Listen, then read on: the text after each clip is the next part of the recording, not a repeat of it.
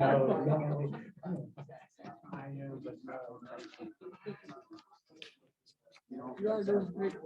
think it's. I'll be the first one that signs your position. I think due to health.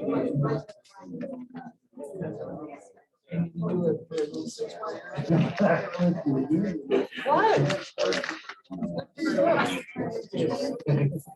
Oh, yeah. So you gotta be simple. Yeah. Yes, sir. Hey, when everybody puts their microphone on, make sure when you put it on, like Lori right there, make sure it's close to your mouth as you can, don't get it way out or down. The closer you have it to your mouth, the better my life is. I adjusted yours Friday. Oh, Yeah. Let's think it started out. Did you guys get the email I sent to the board? I did last night. Yes. I didn't see it this morning. Boy, you were quick with the answer. Was it one of those? So probably. This looks like it. Yes, that's me. Okay, that's me. Thank you. Right, I just want to make sure it got there since it was later in the evening. Let me see it. It was the first one. Test. Oh, I did see it. I did see it. I just didn't. Hmm.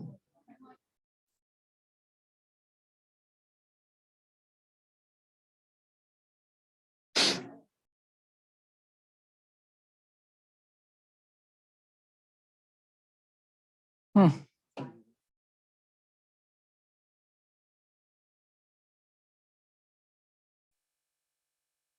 You know, I've been sitting here.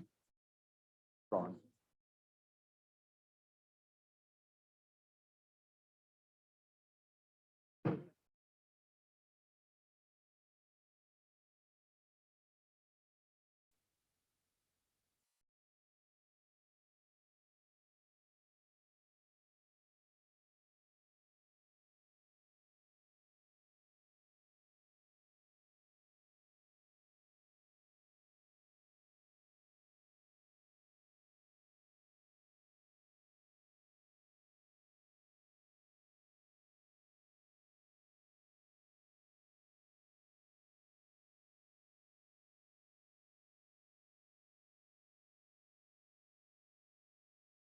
Sorry.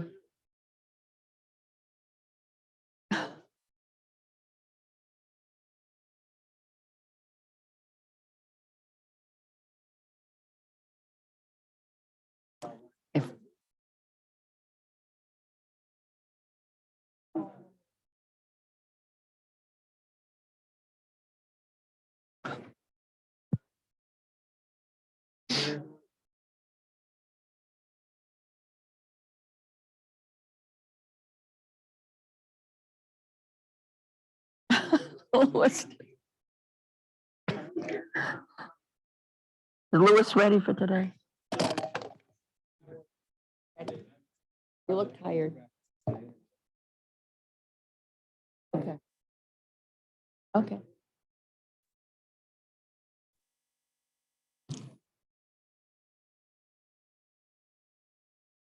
Oh, nice. Oh, nice.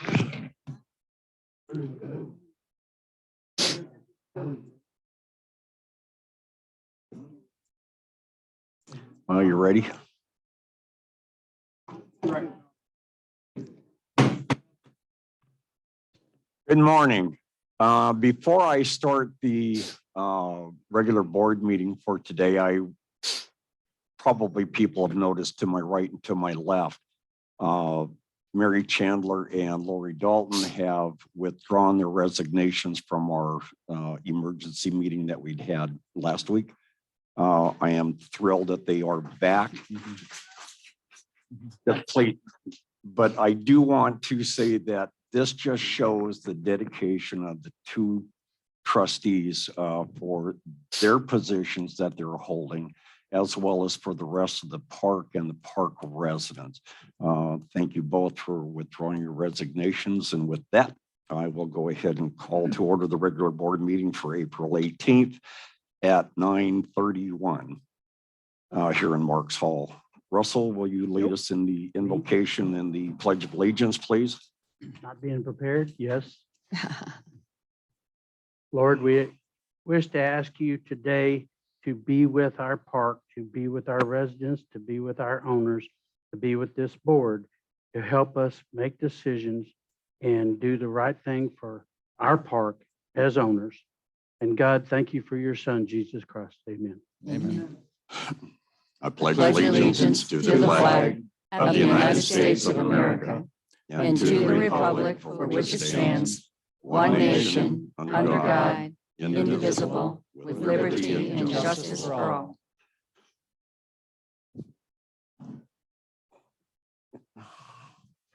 Okay, could I have the roll call, please? Sure, Mary Chandler. Mary Chandler. Here. I don't think my mic's working. Lori Dalton is here. Kathy Gregory. Here. Russell McAllister. Here. Louis Nichols. Here. Steve Price. Here. Danny Simonich. Dwayne Trotter. Here.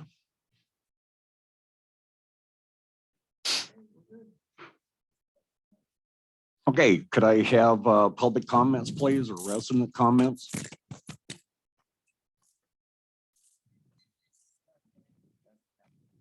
You'll pass? Harry. Harry. Just a minute ago, and then I shut it off and turned it back on, and I was toast. There's no other public comment? Oh, here we Here go. we come.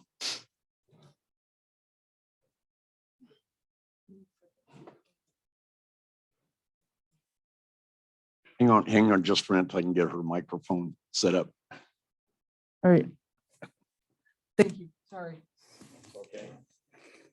Thank you. Gary LeBuck, 6907 Park Lane. I just want to say thank you to Mary and Lori for withdrawing your resignation. I think everybody in the park is very happy to hear that. I know we had the meeting last time and we were talking about park managers and so forth. I just hope that we all remember that sometimes and I'm not against it, that's not what I'm saying. But park managers oftentimes want to cut corners, they want to save money. And oftentimes it comes off the back. Oops. Thank you, sir. Oftentimes it comes off the back of employees, salaries and benefits. We have exceptional employees here in this park, and I would really hate to see anything cut back as far as them, salaries and benefits. Most of us here have all worked in the past and for benefits, retirements, pensions, insurance, and that's very important. And I'd really hate to see that cut back. We've got employees here. As far as I'm concerned, they work for us, the people in the park and under the trustees, and I'd like to keep it that way. And, I remember one time I went to Tripar with Joe Salerno, and they were talking back then about farming out the help instead of having our own help. Trustees over there, two of them said, "We understand you guys have excellent help over there. If you guys let them go, we want them." So I just wanted to verify that. Thank you very much. Thank you.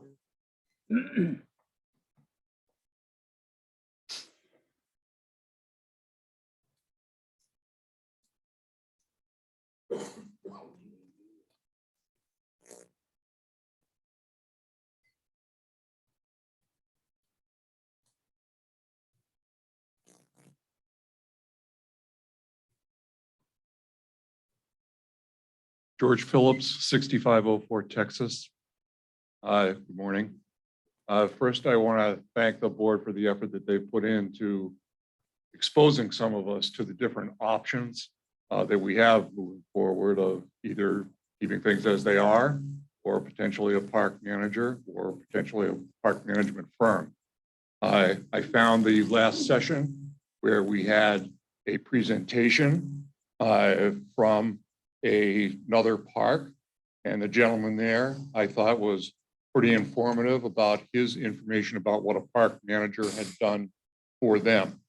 And along those lines, one of the things that he mentioned, I believe, was the ability of a park manager or management company to secure funds from many different areas, not just from employee or HR savings. There are many other ways that, excuse me, a manager or management company could potentially help the park be more efficient and gather additional funds for us.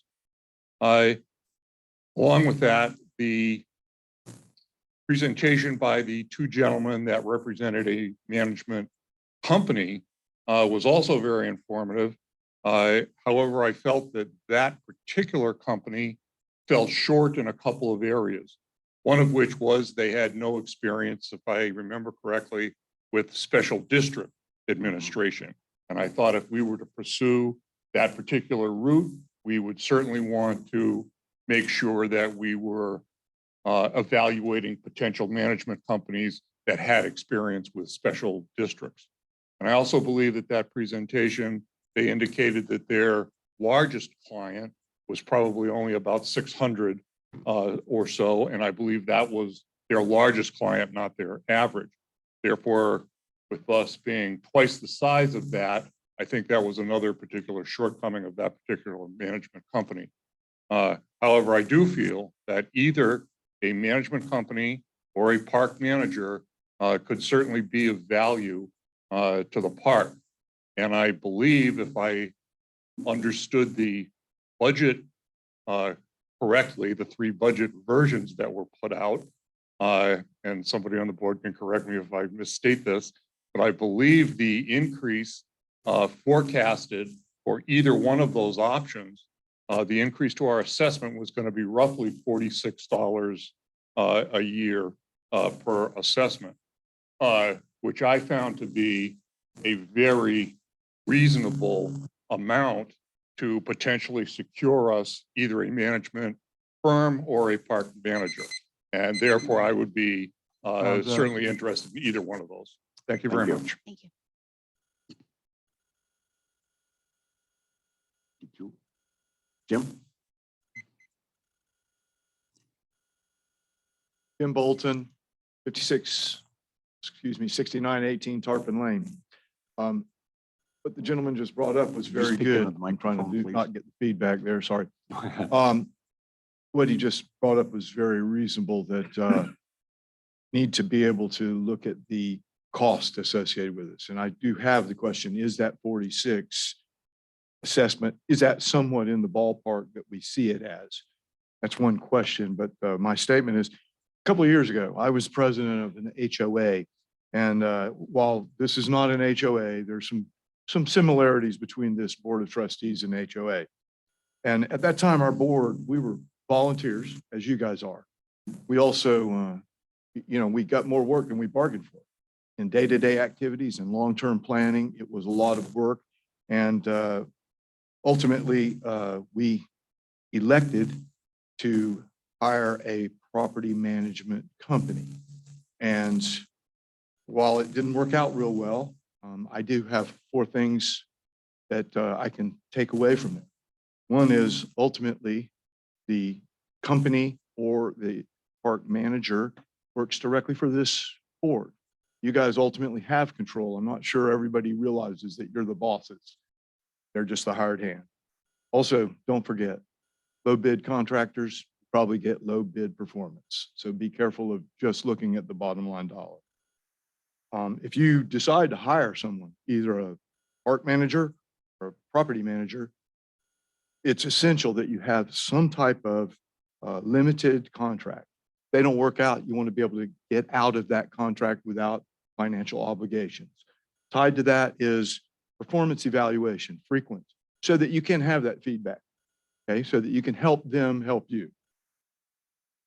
Assigning that day-to-day activities allows this board to focus on the more important things, to focus on the long term, to be able to make the decisions that the board needs to decide, and not, instead of the minutia of the day-to-day. Also, ensuring compliance. We have a number of rules by having an outside entity enforce compliance, you get away from that neighbor to neighbor conflict that occurs. And by the way, without compliance, you have a haphazard, you have an unconnected community. The rules are there for a reason. We need to have them enforced. So with all that said, I, having experienced it, believe that one of those options is probably a good thing for you people that are volunteering, help this community, and let you focus on those things that we want you to focus on, and let somebody hired, if it is financially reasonable, to do that day to day, do that minutia work. Thank you for your time. Thank you. Do I have anybody else in the audience that would like to make a public comment or resident comments? Do I have anybody on Zoom?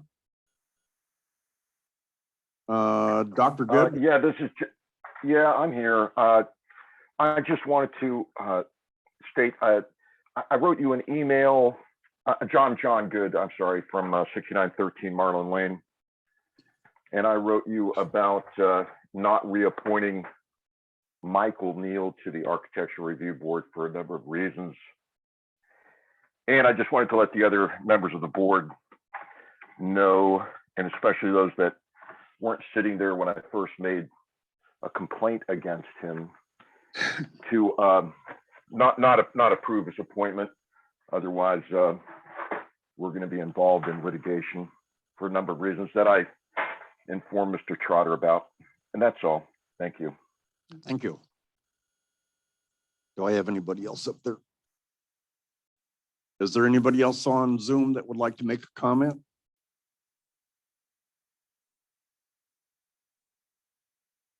One, two, three.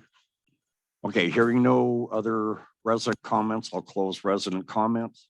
I don't need to think that. Would any of the trustees like to respond to the public or the resident comments? I do want to make a comment about the $46. I want to make sure that everyone's clear about that. The $46 assumes that we get a park manager and we fund only 50% of the cost for that park manager in the assessment base. The other 50% of the cost, I'm recommending that we use from the pool of funds that will transfer from the fire department to the park on 9/30 when the fire department is officially dissolved. And then we take that into our general fund, that we take advantage of an opportunity to use that money to partially fund this and give it a couple of years to see if it's going to work for us without having a 100% impact on the residents in their assessment for that. The firm, it's the same $46 for the firm, because the firm had said they could find expense savings in some bulk contract costs, like for health insurance. And I did look at their health insurance plan, and we would be able to save money on health insurance because we'd be in a large group pool versus a small employer pool. So that assumes that we'll be able to get certain expense reductions as a result of what they can do for us there. That only if we achieve those expense reductions with the 46 hold up. So we would have to commit that we're going to find those expense reductions for the $46 to hold. But it's only a 50%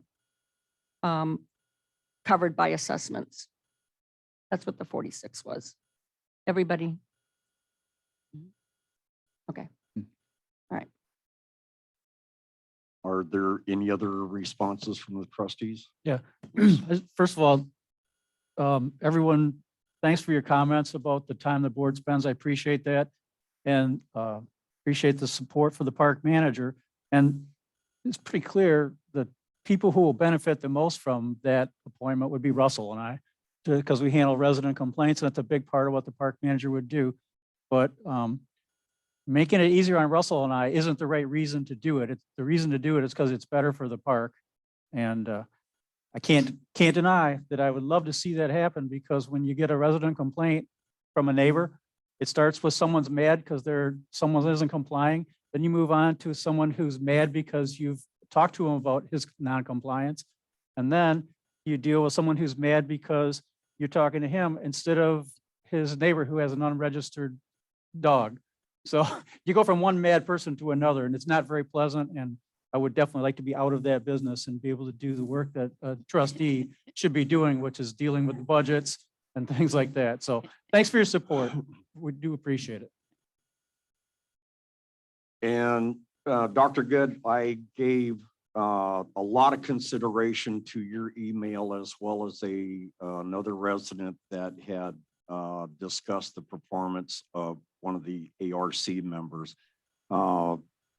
I will make the decision to go ahead and approve the standing committee, but I would like to talk to you regarding the civil suit. I don't know what the outcome's going to be. I think you indicated that this is going to go for quite another time, as well as go to a jury. So based on that information, I'm going to go ahead and continue that. Any other comments? Can I, I'm sorry, I don't mean to interrupt. The audio went silent there. Did you say you will or you will not appoint Mr. Neal? I will, Okay, all right. Thank you. but I would like to talk to you personally about that. I think you should. All right. You can call me anytime. Great, thank you. Bye-bye. Okay, could I have the approval of the minutes? I'm sorry, is there a motion to approve the minutes from the April 4th board meeting? I'll make the motion. Second. Are there any corrections or discussion about the April 4th board meeting? Hearing none. All those in favor of approving the board minutes from April 4th, please say aye. Aye. Those against, please say nay. Minutes are approved. Is there a motion to approve the April 4th workshop of April 4th, 2022? I'll make a motion. Do I have a second? Second. Who seconded? I think Kathy did. Kathy, okay, thank you. Are there any corrections to those minutes? Hearing none. All those in favor of approving the workshop minutes of April 4th, please say aye. Aye. Aye. Those against, nay. Minutes are approved.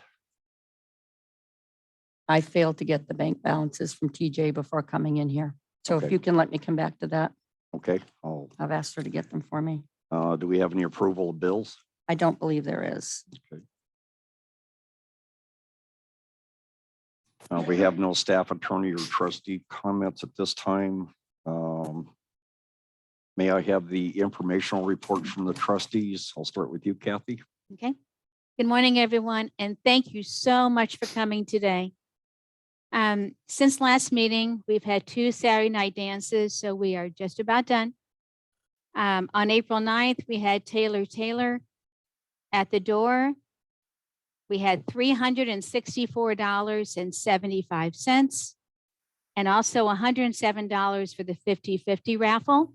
And I want to give a big shout out to the pickleball club who assisted that night. And on April 16th, we had Boardwalk Baby. We brought in $533.25 at the door and collected $71 for a 50-50 raffle. And a big thank you to Steve and Debbie Smirk for volunteering. There's only one dance left. That's this Saturday with our DJ.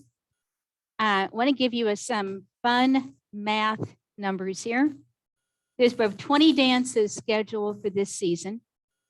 We were projected to spend $10,500 in the budget. Only $8,340 were spent. That was all the band contracts that were negotiated. Per the budget, we were projected to bring in $8,000. I'm really happy to report that as of last Saturday, we have brought in $8,934.45. I'm not sure where the cents comes in. I have no idea. But if my calculations are right, we have had 1,191 guests who have attended our 19 dances. So if you don't think they're important, they really are. And I want to thank all the residents who've invited their friends and relatives to attend, because this goes right back into our general revenue. So thank you. And thank you to all of those who come out and help. I couldn't do it without you. We had a Vegas night planning meeting on April 8th. It was very well attended. A lot of newbies came. So we are set to grow, and I'm really excited about it. In case you don't know, the Vegas night is scheduled for Thursday, February 9th, 2023. And we'll be meeting again in early fall. If anyone is here during the summer, I plan to bring down all the Vegas night stuff that's up there above the stage. And we're going to play with everything to find out what we have and how we go from here. So I thank you all for all support for this season. Thank you. Thank you. Peter? Yeah, our last coffee break, our speaker was Deputy Ralston from the Manatee County Sheriff Department. Gave some good personal tips on personal safety. And I think our attendance was kind of low. I think it's because a lot of people have already left in comparison. And we picking up the summer dances starting May the 28th. And the first dance, that will be Taylor and Taylor again. And then in June, we will have a DJ. It'll be a lady DJ this time, and she will be a first time for her. Her name is, last name is Lacey. She plays a variety of music. She will have her own selections at our choice, but she will also take requests. All of them won't be line dances. So that will be the fourth Saturday in June. So, and might as well bring up bingo too. I'd like to see bingo to go back the way it was maybe 4 years ago, where it's been run by a volunteer in the park, and no mothers helping mothers running it, but strictly volunteers from the park. So it will continue during the summer also. Yeah. With that comment, I want to put that on the May 2nd agenda to discuss that. Louis? To put it on the. Yep, I'll do all that. Currently working on about 7 to 10 complaints that I've received. Most of them for campers and such being parked to the out in the carports. Please be advised that your camper or your boat or whatever you're leaving for the winter has to be under your carport, all the way under it. And then I appreciate people who have contacted me from emails or texts with pointing out violations to process. But I would appreciate it if you would fill out a complaint and turn it into TJ in the office so it gets logged in, and it would save me a paperwork step and Russell a paperwork step. And we'd appreciate that if you would use the complaint form. And about all I got. Russell? I'm going to keep it short and sweet. I mimic what Lou said. Also, I mean, there's the same thing that happens on both sides of the park. I want to reiterate to everybody that we have a new site on the website that's beneficial information. You go into About Us, you can scroll down and see that on the website. And it will be county information that we feel is necessary for everybody to educate themselves with. So your neighbor can help you educate yourself, or however it has to be, by reading the website. Or you can go on the county site. Most of the information comes from the county. So that's a website that our personal website, you can go in and educate yourself on, because this May, next month, will be a sweep coming through here from the county that they'll be addressing the unsightly properties, the vacant vehicles with no registration, the properties that most people have neglected and aren't taken care of. County will assist them in helping them take care of that, whether it be at the owner's expense or how that comes about, I don't know. But I just want you to be aware, next month, the county will be in here and they'll be addressing our unsightly problems, just like they're doing in Bay Shore this month. That's pretty much it. Oh, everybody, please put your stuff away before you leave. I don't want it blowing into my house or your next door neighbor's house. So if you'll take your stuff and at least store it somewhere, tie it down where it's not going to be blown around during a hurricane season. Thank you. That was short. Yeah. We don't want to see long. Thank you. Lori? Okay, sorry, I can't promise short. All right, all the recurring reservations are in and processed. Thanks to everyone who submitted them early. There was a question about searching on the website, trying to have that feature added. And I scrounged up an old email when we were designing the website dated June 9th, 2019. And in it, the website designer says the search option has been removed from the website. Because the website contains a majority of content that is in the form of PDFs, the search option is not able to search those documents. So I made the executive decision to remove it. And I agree, I gave him the thumbs up on doing that. And I had some frustration, and I thought I recalled that when you tried to search for something, if you made the error of putting two Ps together, you got all the PPs. It didn't search through the PPs looking for keywords.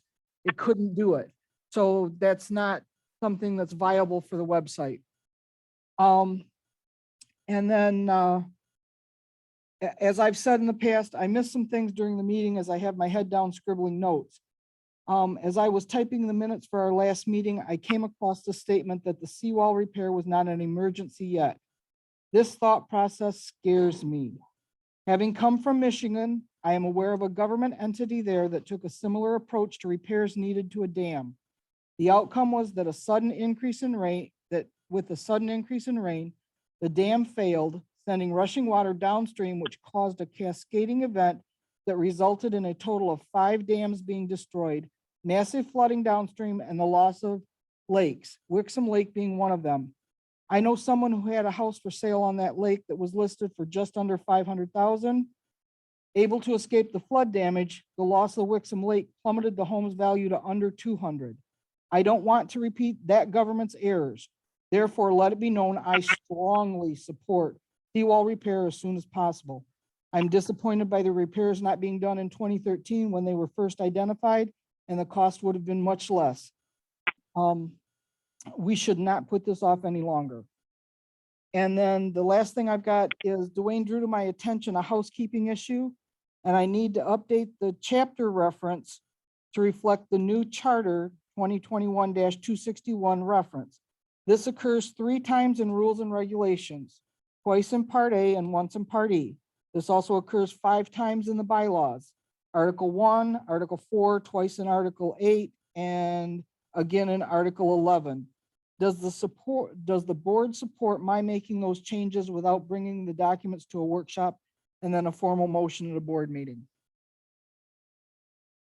Just my thought, it's just an administrative change as if we had a misspelled word or something. I don't see wasting the residents' times or our time just to make a switch from where the charter was switched or changed. Yeah. Just so that everybody understands, I'm going to change the revision date on those documents, and it will point back to this meeting. And I've identified it in the minutes. I will identify all those locations so that we know exactly what was done and why it was done, so that down the road, 4 years from now, if we don't remember what's going on, there's a paper trail. All right? Yep. I will take care of it, not today. Great. Sorry. Harry? Everything I've been working on, I'm going to be discussing later on in the day, so I don't have anything else to update. For the maintenance report, the painting of the buildings is probably going to be underway today. They're over, well, I'm hoping they're over there. They're getting ready to start pressure washing a lot of the places. I think they're going to be starting with the activity center, and that will probably take a 4-week process to get everything started to completion. As everybody knows, hurricane season is going to be starting June 1st. I am making arrangements right now with County Commissioner of District 4, Misty Servia. She has offered to come in and make a presentation with our emergency operations or emergency management for June 16th at 7 o'clock. I am in the process of asking Cedar Hammock to come over. I think it is going to be very beneficial information for all of our residents that remain here in Trailer Estates. That's it for me. As far as the chair, I have nothing. Okay, moving on to new business. When did you want me to come back to you on the budget or the approval of bills and stuff? Oh, let me see. PJ gave me the bank balance. Okay, yeah, I do have the treasurer's report. As of today, the checking account balance is $32,817.85. The money market is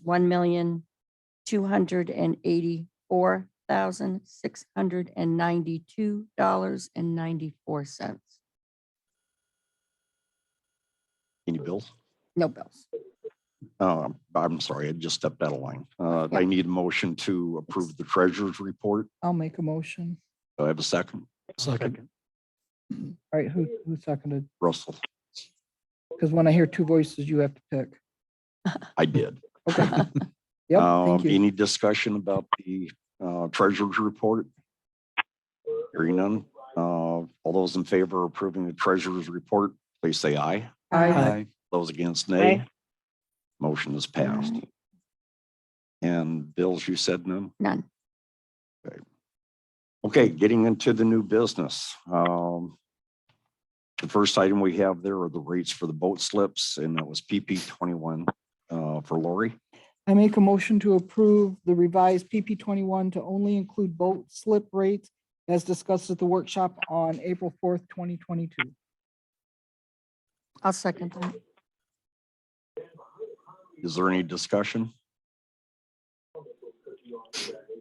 Hearing none. All those in favor of approving the motion as read, please say aye. Aye. Those against, nay. Motion is passed. Second item we had is the verification form for the storage lot rentals, PP 25A. Lori? I make a motion to approve the additional information about the residence address and PO box as discussed at the workshop on April 4th, 2022. I need them, I'm sorry, we got to get a second. I'll second it. All right, I need to amend that because I didn't include the PP reference.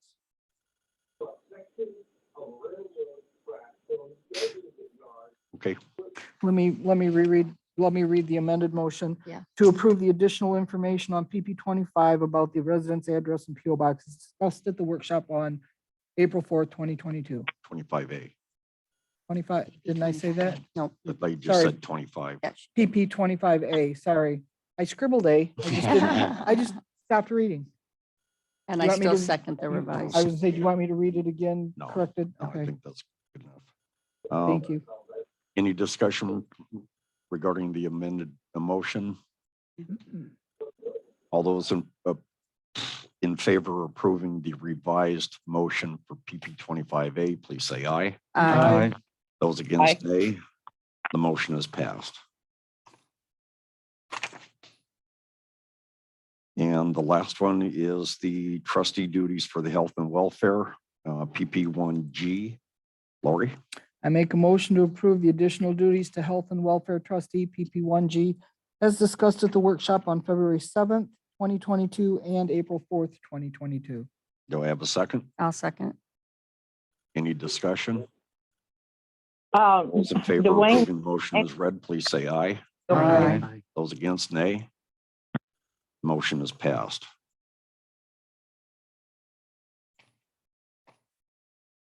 Could I have the reports from clubs and organizations, please?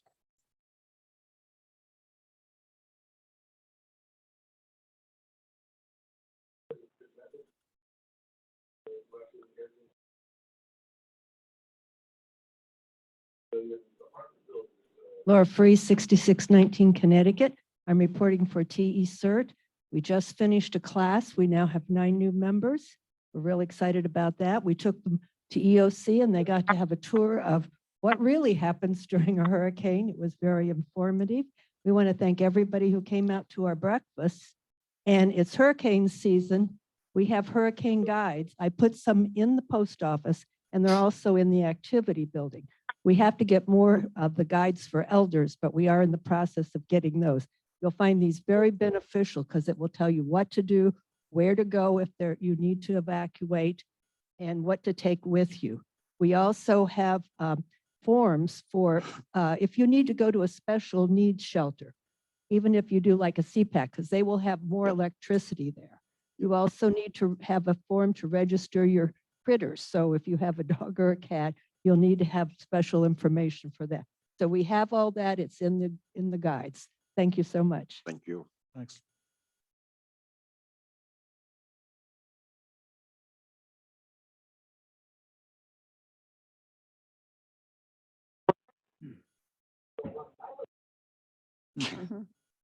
Good morning, Dottie Deerwester, 1804 Ohio Avenue. I'm going to speak on 2 different clubs. The first one is the Computer Club of Trailer Estates. We held our last meeting and group training on April 13th. Our meetings and group training will start again in December. Meetings and group training are held December through April of every season. We will continue to have tech assistance for those people that need that throughout the summer based on the availability of our tech assistance volunteers. We still collect dues. We collected dues last Wednesday, so people can pay at any time, don't have to wait for a meeting. To request tech assistance, we ask that whoever's looking for that to email us or call us so that we can have the information and then we'll find out who's available to handle whatever the problem might be. We can be reached and the information found as well as a lot of training documents are found at ccofte.com. Our phone number, our email, everything is found there. Now, just to warn you, when you put CC of TE, it wants to bring you to coffee. Well, it's not coffee. So you just have to kind of just be aware of it. The other club I'd like to talk about is the Veterans Club. We are planning to hold a ceremony at 11 a.m. on Veterans Day this year. We also hope to raise POW flags on 4 flagpoles, the office one, the post office, the beach, and the fire hall. And raise the flag in front of the office on that day as part of our ceremony. I will submit a request to the trustees for that. I haven't done that yet. And for approval to do that. I have talked to Bill a little bit about the polls and all that. So that's information we would need to make sure we're doing the right thing. It would be a 3x5 all weather kind of flag. We're looking for, I plan to have the flags donated by other sources and not come out of the Trailer Estates budget. We also are looking for volunteers to participate in a color guard. If you were here a couple of years ago, we actually had a color guard made up of a branch of services. We have the flags here already, and the Trailer Estates residents and owners who are from the branch of service carry their own flag. It was kind of cool to do that, and I'm hoping to do that again. So I'm looking for volunteers to serve in the color guard, and also looking for a TE resident to sing the national anthem. I know we've had out of park people do that in the past, but we have a lot of veterans in this park. And as much as we can involve them, I'd like to do that. Finally, on that day, I'm also planning to have a flag exchange day. These are exchange of flags that are tattered or otherwise not serviceable.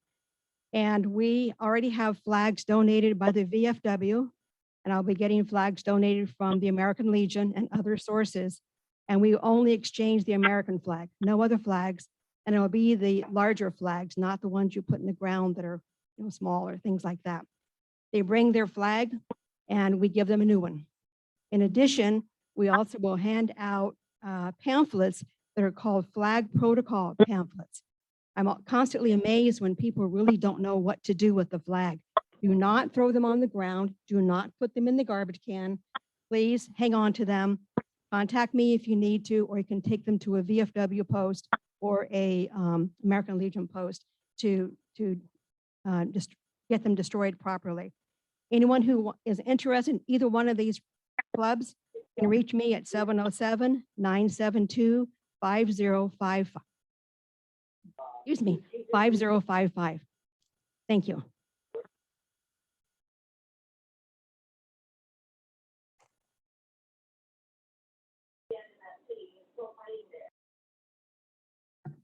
Good morning, Sandy Stevens, 1814 Minnesota Avenue. I'm here, because bingo isn't a club or anything like that yet. Pete said he's gonna run it, we're gonna run it through the summer, which I'm all for. I just have to know about the Mothers Helping Mothers. Do I continually go on and take the money out, or do we stop it now and send a letter? Those are the only two things I'm working for. I have to get some volunteers because I'm going to be gone about 8 weeks. And I have people that already stepped up to the plate and say they will help with bingo. It's not that I'm trying to badger anybody or anything like that. I just want an answer one way or another, because I have to stop taking the money out and I have to go to the bank and deposit into their account, and then I have to send it to her or bring it to them, the receipt. It's not anything I am resenting to do. I'll continue doing. I just need an answer. So I know you posted it to the May thing meeting, but as we're getting down and down and down in time. And please, if I could get an answer, and if you can do it today, I would really appreciate it. And I want to say, I would love seeing Lori and Mary at the table.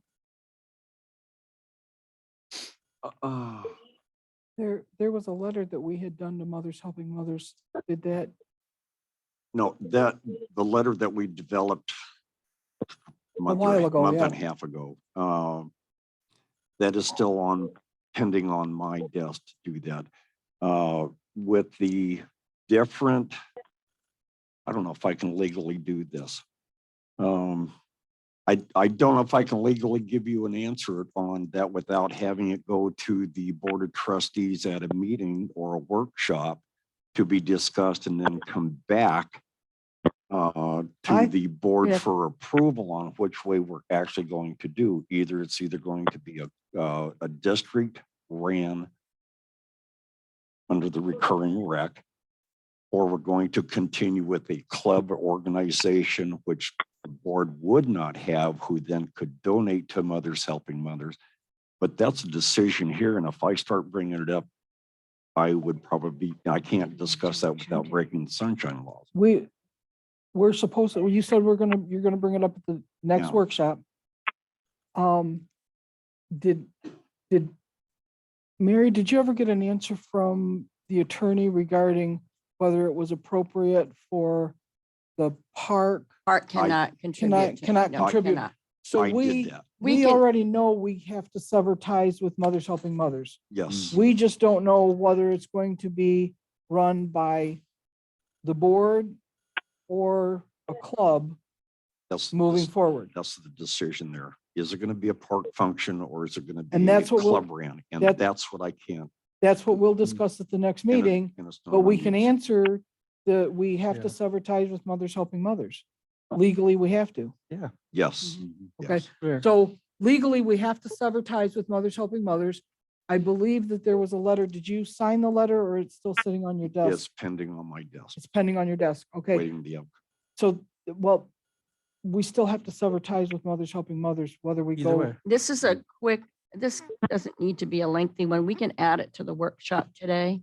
Yes, it can. Therefore, Yes. we can vote on it on May 2nd rather Yes. than discuss it on May 2nd and not be able to vote on Yes. it until May 16th. Yes. Thank you. And Yes. Does that answer your question? that gives It us, answers my question, but can I be notified of it? And so I can call Mothers Helping Mothers. I have one more deposit going in, and that's the last one I would like to have to do, if you follow what I'm saying. From what I just heard, you can do that right now. Yep. Sever it. If you do the letter the way it is laying on your desk, Yeah. it was to be mailed to Mothers Helping Mothers, and copies were to be given to the two principals from Mothers Helping Mothers that run bingo. Yep. Which one would be Sandy, one would be you. Oh, her name just went out of my head. Joni Ferson. And so they would have copies, and she could be able to include it with what she's doing, and it would all be covered. Yeah, I can do it So- at the same time. Thank you. So if you will sign that and process it, it's good to go. One more question.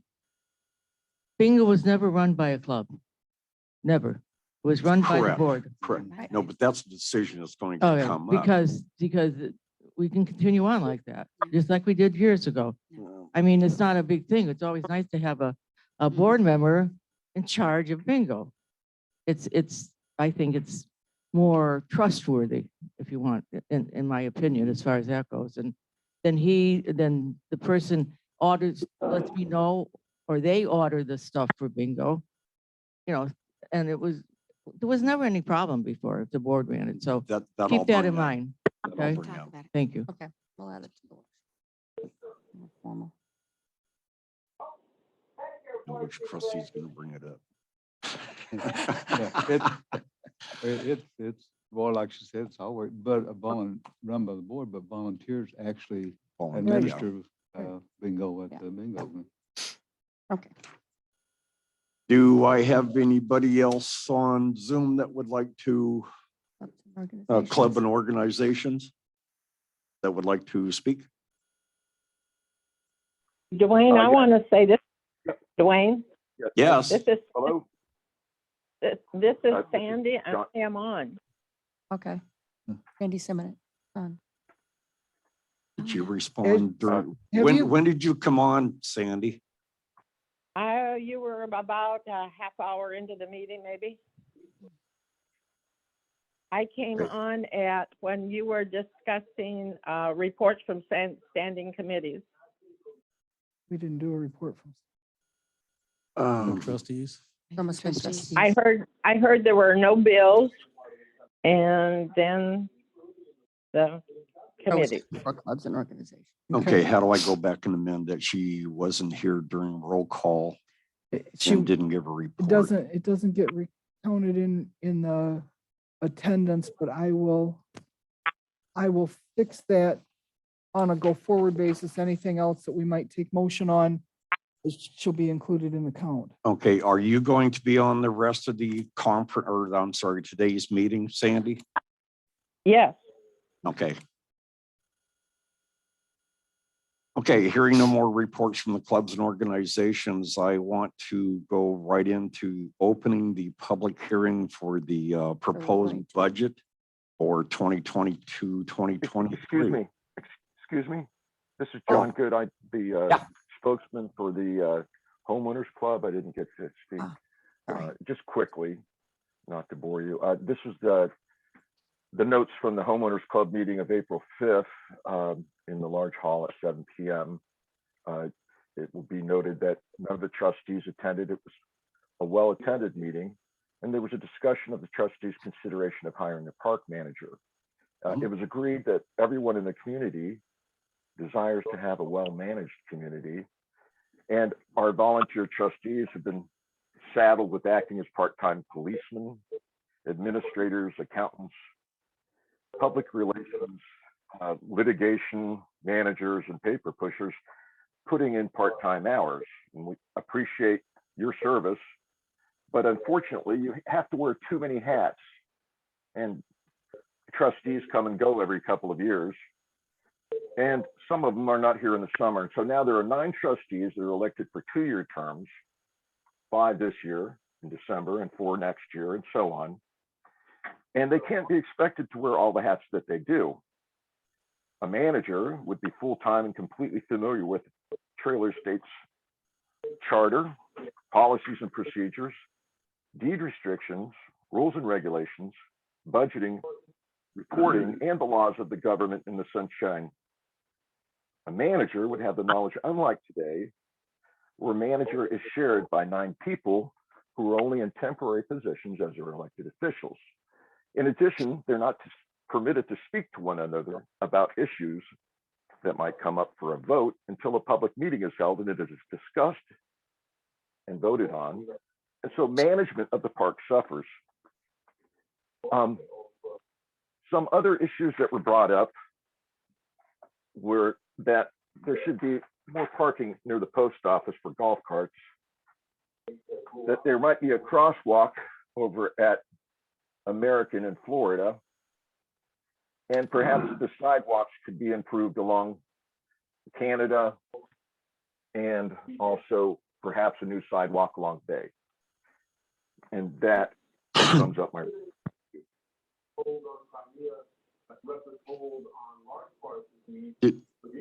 John, could you repeat where you would like to have the crosswalk site? I'm sorry, I missed that. A crosswalk at American and Florida, and then a sidewalk, preferably on the north side of Bay Street, from Canada up to the end of our property. That might be wide enough for golf carts. Okay. And that's Anything it. else? Okay. Anything else? Great. Okay. Not at the moment, other than it was discussed about multiple home ownership, and the deed restrictions at Tripar were amended just a few years ago to include in the last part of those deed restrictions that no person shall own more than two things. And one of the reasons was pride of ownership. One of the members of the homeowners club said that they owned 8 properties, not here in Trailer Estates, but throughout Florida, and that it wasn't so much an issue of multiple home ownerships, it was an issue of who the landlords were. Well, we all know that there's a pride of ownership and that people who own their own houses take care of them.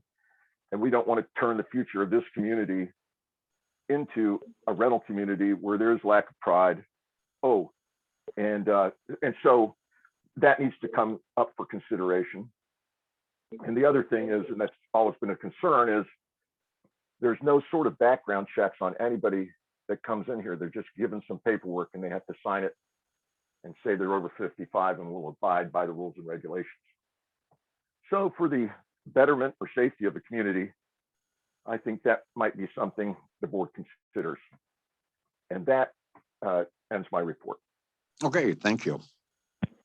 Okay, getting back to the opening up the public hearing for the proposed budget At what time, please? at 10:25. Thank you. I want to say I'm kind of disappointed in a number of people that turned out for the proposed budget. There's been a lot of Need discussions some help with that. flying back and forth. To save time with If the you could 3 share, various 'cause I don't have proposals, enough if you for would like everybody. to come to the microphone and make comments of what you believe that in the actual budget, please do so. But what I'd like to do is take a standing vote on which version of the budget you would like to see happen. A non-binding, With that, Mary, I'm sorry. non-binding standing vote, is it? Yeah, number. Oh, yeah, Well, we I'm just still wanna know their getting opinions. Okay. stuff in. Because this doesn't represent the entire Well, I know, community. I totally No. agree. That's what just, Okay. I think it needs to be stated that it's, Okay, yeah. True. that you're not voting it in.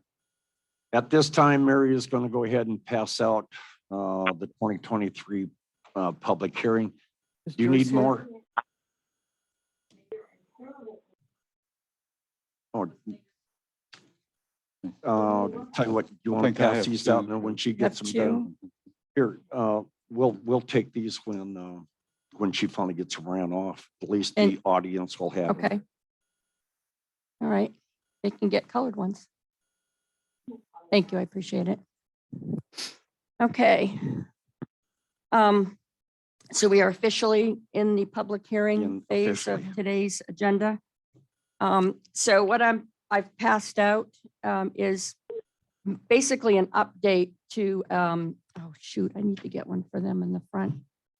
An update to a presentation that I did way early on in the budget process where I tried to explain. Bill, I'm sorry. Yeah, can you just get one up, do you have an extra one for up front? Or do you need that? TJ has a copy in the office for, to make, we'll get you.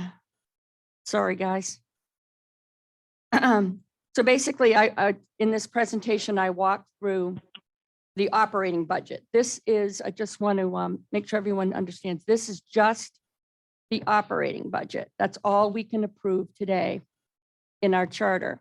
There will be another public hearing and another referendum that will need to be passed related to the bond financing for the seawall, because that is going to be a 15-year bond.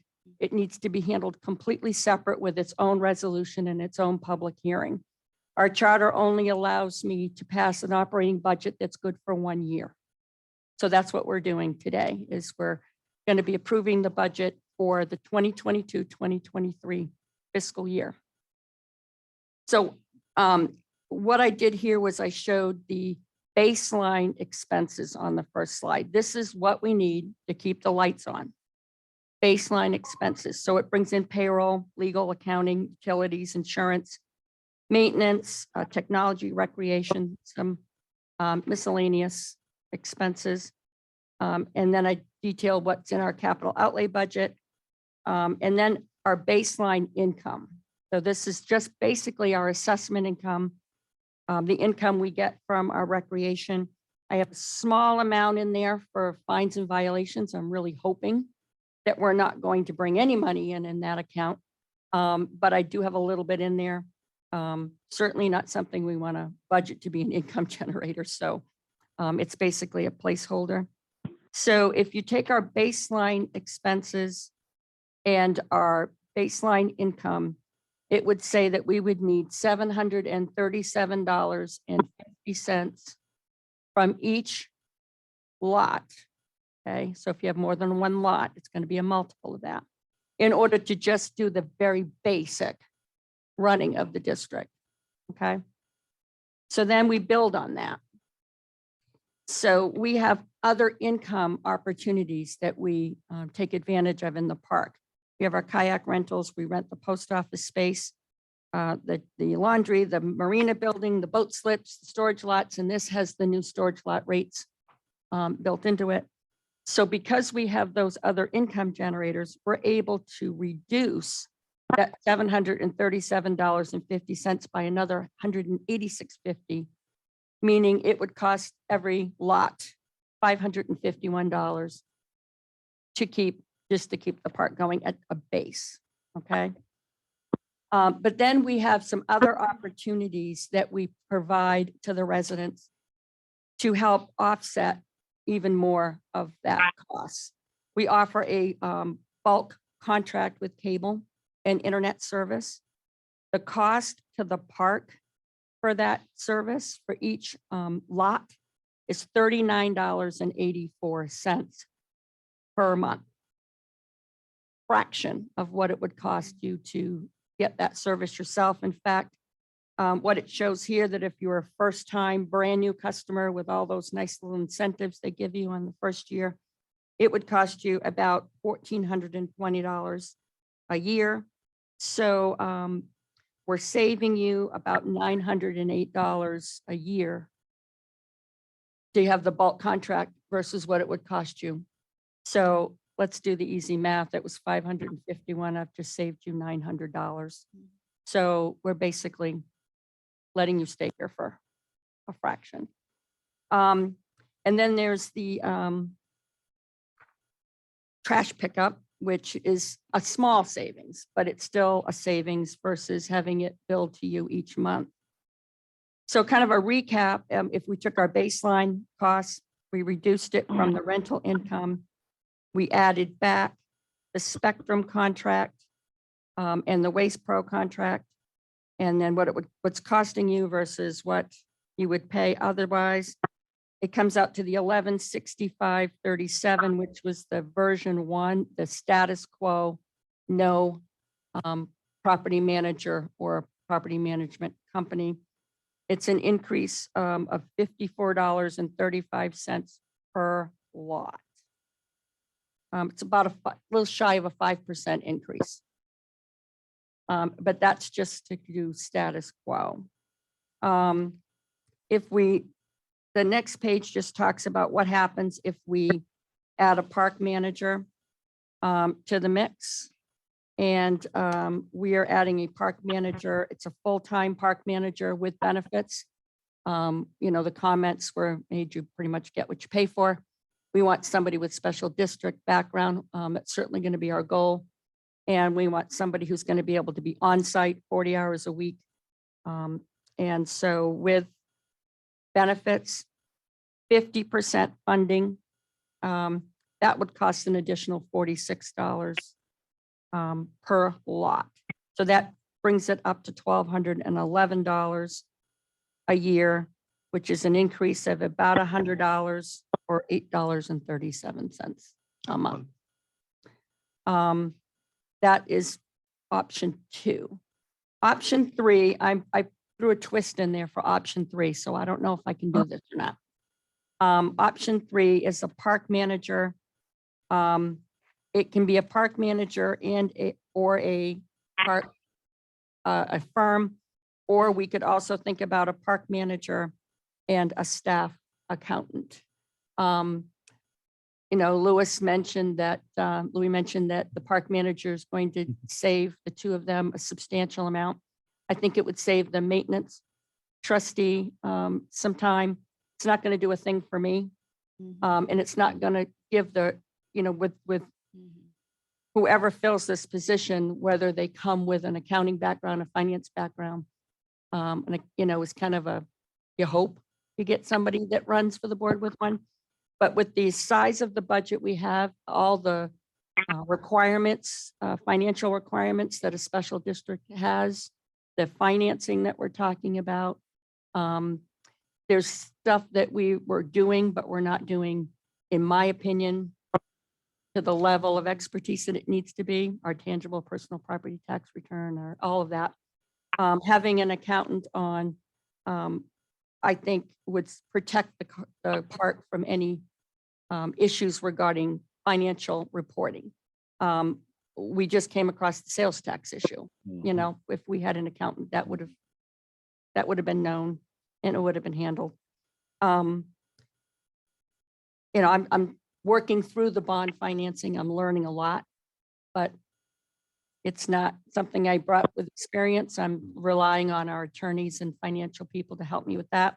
The staff accountant, I just think it's something that, you know, we should have thrown in the mix, and I don't know what the process is at this point. The last slide is just, the last 2 slides are just all the other benefits you get from being a resident here. If you take advantage of the storage lot, you're saving money from where it would cost you anywhere else. If you have a boat, you're saving money versus what non-residents pay for your boat slips. If you're using the dumpster, you know, that's a savings that's kind of provided here as well. So you know, no matter what budget version we decide to move forward with, I think I wanted to take the time to explain how we get from what we need to turn just to keep the lights on versus what you get for your assessment dollar in the end, all the benefits that you get. I don't think anybody here denies that this is the best value in town. I mean, for what you get for your money when you In Florida. when you know, when you separate it out, I mean, the $1,200, you're talking about $100 a month. Where can you live for $100 a month and get cable, internet, trash pickup, the facilities that we have, the recreational activities that we have, marina, you know, it's just, you know, incredible what we're getting for our money. So I just wanted to kind of point that out, kind of step through it in that way. Mary, I'm sorry, I apologize. What was the dollar, the final dollar if we went the version 3, the park manager and staff accountant? Okay. I missed that. That's Sorry. okay. It would be, well, assuming we fund the 50% funding of the park manager and the accountant, this would be that. It would be $1,245.95, Okay. which thank is an you. increase of about $135 per lot from what you paid Per last year, Yeah, okay. per year. All right, thank you. $11 a month. Okay, Sorry, and I Mary, didn't get it scribbled. just have a real quick question. So, option 4, which was in the original budget, had management company. Option 3 had management. Okay, I'm sorry. Yeah. So this is staff accountant flips the management company? Well, or it's an yeah, idea? the park or- manager would make it $1,211. The management company, assuming we could sign up for the expense reductions that would come with that, would also be the 1,211. The park manager and the staff account is going to be 1,245. So it's it's a difference of about $35, $34 a month. I mean, a year. Just to make a comment,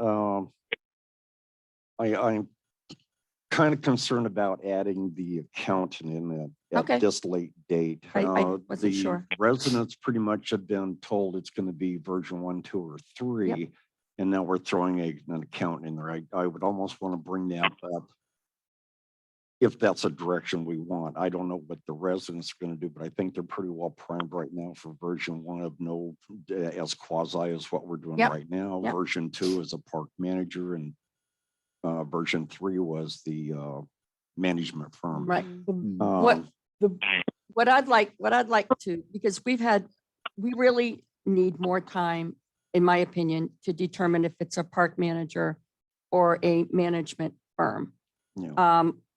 We're not thinking, I don't think that Newbie is the right firm for us, but is there a firm out there that's kind of somewhere in between that's going to allow us to get what we need? And so I would like to see us pass a budget that says we will commit to this assessment, which allows us to set aside X amount of funds and then do our due diligence to figure out what is the right answer. Is it a park manager? We won't know that until we see what we get for applicants. Right. What comes to us with experience. We can continue to look at some other options, but we'll have the money Yeah, you have committed set it to, set aside, so that we can determine what's right. We can have meetings to kind of express what we found, see what people think, but know that we can move forward and we don't have to wait another whole year to put this in place if we find somebody tomorrow who's got everything we've been looking for. And I just want to clarify, the town hall that we had, that was just to say, here's what Tripar does from their chairperson of what a park manager accomplishes. And Newbie Company, I just asked them to come in to give a presentation to what a management firm does. That does not mean I'm going to select Newbie.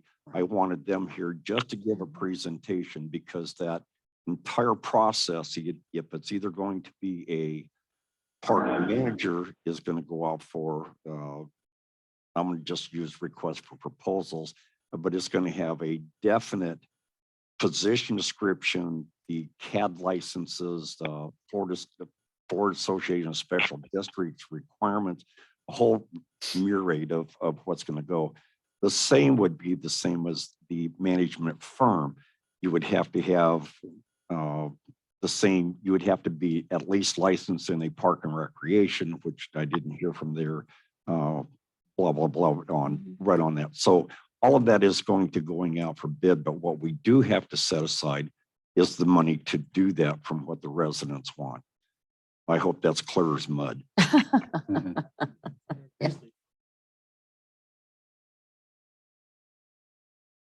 And Assuming we can get the expense reductions that a management firm seems to think we can get, which I think we can get some of it. I'm not sure we can get all of it.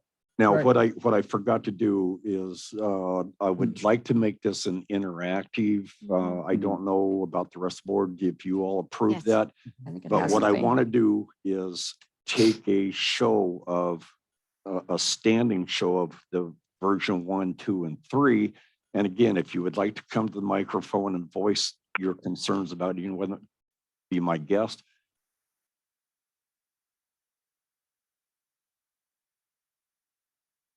was the same. We're going to repeat that further. Which, I'm sorry, which, He what said. did you say? Oh,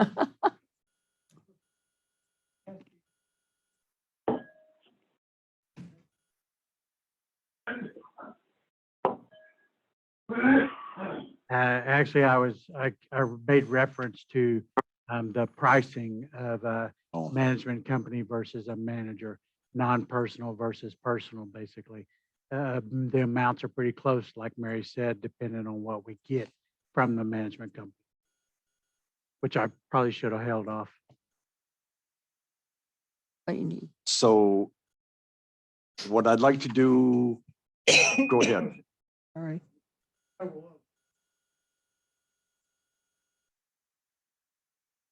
Mhm. Okay, Oh,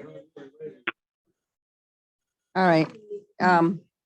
Yep, Bill, you want to? Would you also ask Joyce to come in, like to have her pass the microphone? so the slide 8. Oh, no, that's not. Bill Actually, Anderson, 6918 Martin Lane. okay, Yep, you're fine. I just wonder if people realize when you talk about a management company, that you still got the expense of a manager. Yes. The Yes. manager company is an extra expense Mhm. on top of, I think they said something like, in their situation, something like $6 a home. Yeah, Per- per door. Per month, yep. Per But month. you still have to go out and identify your manager Yes, and work up a contract and pay him. yes, I just, understood. this is what I understood, and Yep, if you're I'm right on. right, I just wanted everybody to understand when they talk about manager and a manager company. Mhm.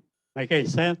Yes, Yes, understood. yes. You're right on. so Yeah. I just want to, version 1, which is status quo, okay, is gonna, the assessment would be $1,165.37 per single lot. Okay? I realized that I didn't have a slide that kind of. It's the second sheet in. It's, no, I don't think No, so. it's not I'm it. sorry, she's got it. No, folded. I realized that, that's the one slide that got missed. That was on the, what was on the website, the version 1, 2, and 3 on the website. Version 1 was $1,165.37. The current assessment per single lot right now is $1,111.02. Can we please keep the? So that's an comments down? increase of $46.06. Nope, I'm looking at the wrong one. Holy moly, I gotta get my act together here. Too many pieces of paper. It's not on there. Okay, all right. I Would it be better apologize. just to stay with I- version 1, 2, and 3? that's what I without need to- going to the yep, no. handouts that we have here? No, I think you're absolutely right. Dwayne, I have the microphone to help pass out to people rather than Okay. have them Thank walk you, around. Dottie. Yeah, I brought Joyce in also if you don't Well, I want. can help do that. Okay, That takes Thank all that you. right. time. Where is Thank my you. version 1? Are you that I taking all of a questions yet? sudden- Not yet. Let me take just a short time here to. All right, version 1. All right. What I want to do is go, the handout there is for your information on the increases, but I want to stay with what everybody has been led Yeah. so far as version 1, 2, or 3, which Okay. has been on the website for a A while. All right, version 1, the assessment will be $1,165.37, which is $54.35 increase over what you're paying today. That is status quo. Version 2 is a property manager. 50% of the funding for that that park manager will be funded through the assessments and 50% from the general fund.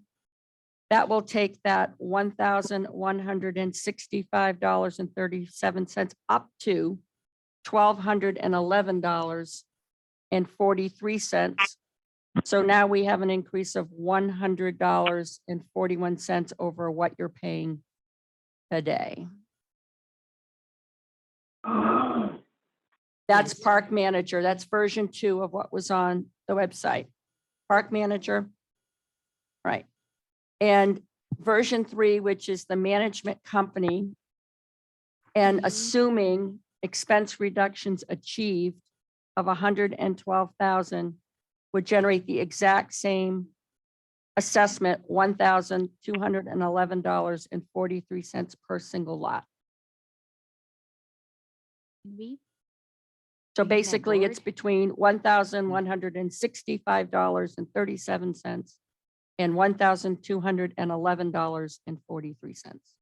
Those are the two Yeah. assessment rates. What accounts for the $112,000 in reduction? I mean, it's insurance savings and what Insurance else is in there? savings, they were going to be able to take over our accounts payable, accounts receivable functions.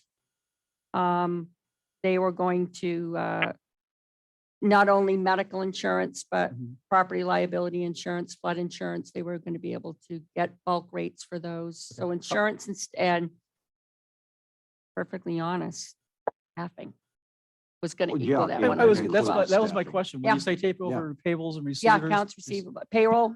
They were going to take over the payroll processing, but the amount of money it's costing us to have our payroll done Mhm. is not very much money, Right. but that was part of that. Okay. So it's a staffing reduction to do Ex- payables, receivables, and you get rid of the payroll current expense. Yes. Okay. Yeah. Harry, I think you had a comment. No, you can stay right there, Harry. Whatever works. Old habits. That's good.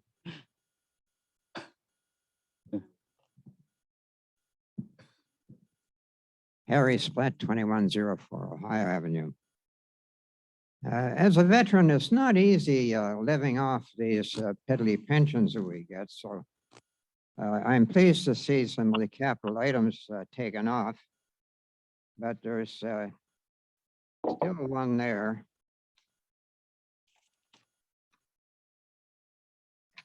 Got it marked here somewhere. Pool deck addition.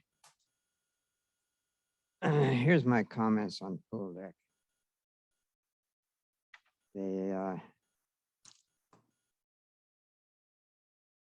You're extending the exceeding capacity. Swimming pool should be for swimming, not for people standing around obstructing your ability to swim, or for young children kibitzing around so you can't get through them either. So I suggest you take that one off. The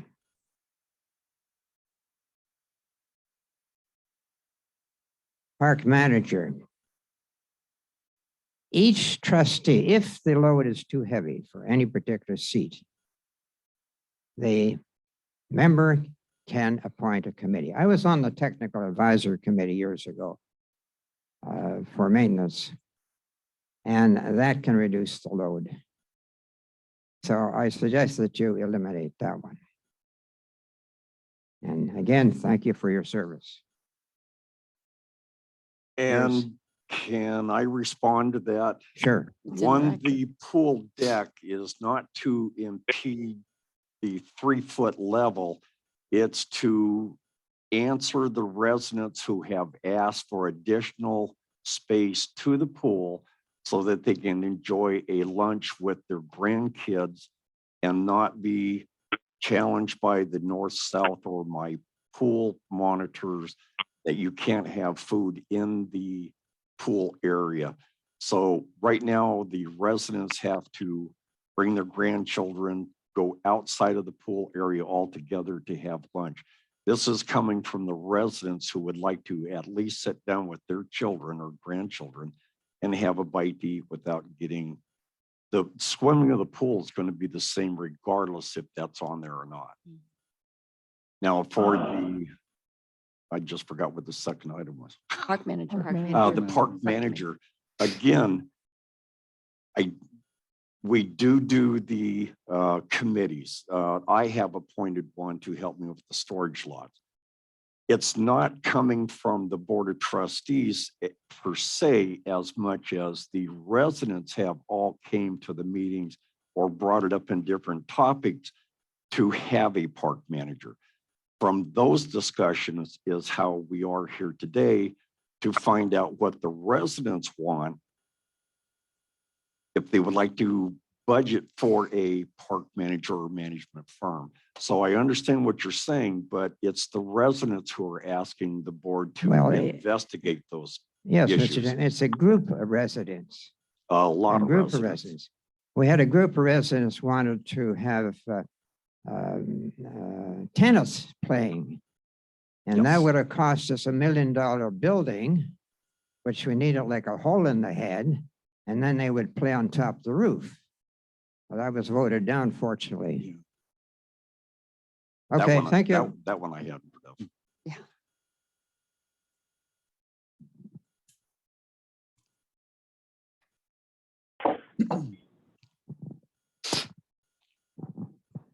Gordon Elton, 1804 Ohio. I think at this point, the question of whether it should be a park manager or a management company is a little bit too early in the process. I think since the potential assessment in the budget, as I understand it, would be the same under each option. Pretty much. I don't think there's enough information to pick which one would be the better from my side, much less yours. I agree. And the option to have it is what I support, because I think with the right individual or the right company, the park can be better off with the result of it. So I support, I guess it's option 2 and 3 are same as far as the bottom line. For a park manager or a management company. So I think what was said about having the money in the budget so you can, as a board, proceed is the proper direction for the park to go. Thank you. Now, And you're saying we can't entertain the staff accountant as a version 3? at this time, yeah. Okay. Joe Carey, 1803 Wisconsin. Mary, thank you very much. That's a hell of a lot of work. So I really appreciate it. In the budget, I know it may sound like a simple question, but what is an application fee income? What is that? No, If you're, ev- go ahead. every time somebody buys a house or sells a house, there's an application fee that comes in. We have to I think it's 50 verify that bucks they're or whatever it 55, is. over Yeah. 55, all Okay. those things. And there's a charge for that. Okay, Yeah. thank you. Now, when the time comes to make a decision on whether we stay the same, get a park manager or a management company, how will that decision be made? Will it be made by the board? Will it be a referendum? No, that will be made by the board. Yeah, Okay. you've elected us to do that, but what we want to hear is what your thoughts are on one of those 3 versions. So if the majority of the residents want us to approve the 116537, we will not be moving forward with any park manager or firm because we're not going to have the money. But how would support you it. know that the majority wants 1165 if it's nowhere, oh, just That- right here? That's what the budget hearings are for, and that's why I said. Please tell us I'm- which one. Gordon has said that he would support the 1211 and allow us to set the money aside and do the due diligence and check and see what was the right answer. And anybody here that would like to tell us what they prefer, that's what we need. Can you say which way the board is leaning right now, or you want to not say anything? No, I haven't heard yet Okay. from Only had for one. version 1, 2, and 3. You Okay, know, all so right, thank you very much. yeah. Thank you.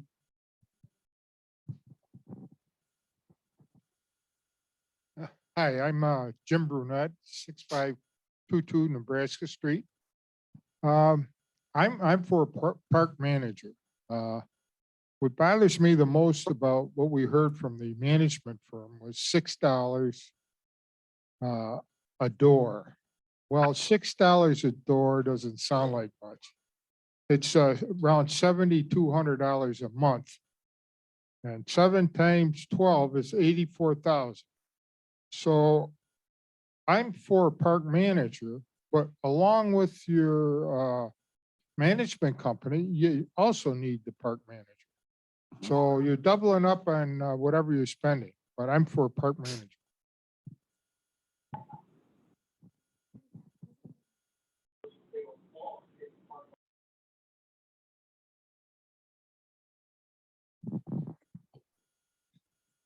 Denise Beauchamp, 1817 Ohio Avenue.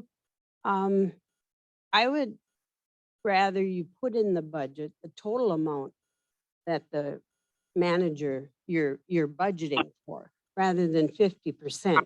I understand you're gonna, but you should be looking at your fund balance of 1,317,000, and then your budget that you're proposing would be that amount over, but it would be funded by your fund balance.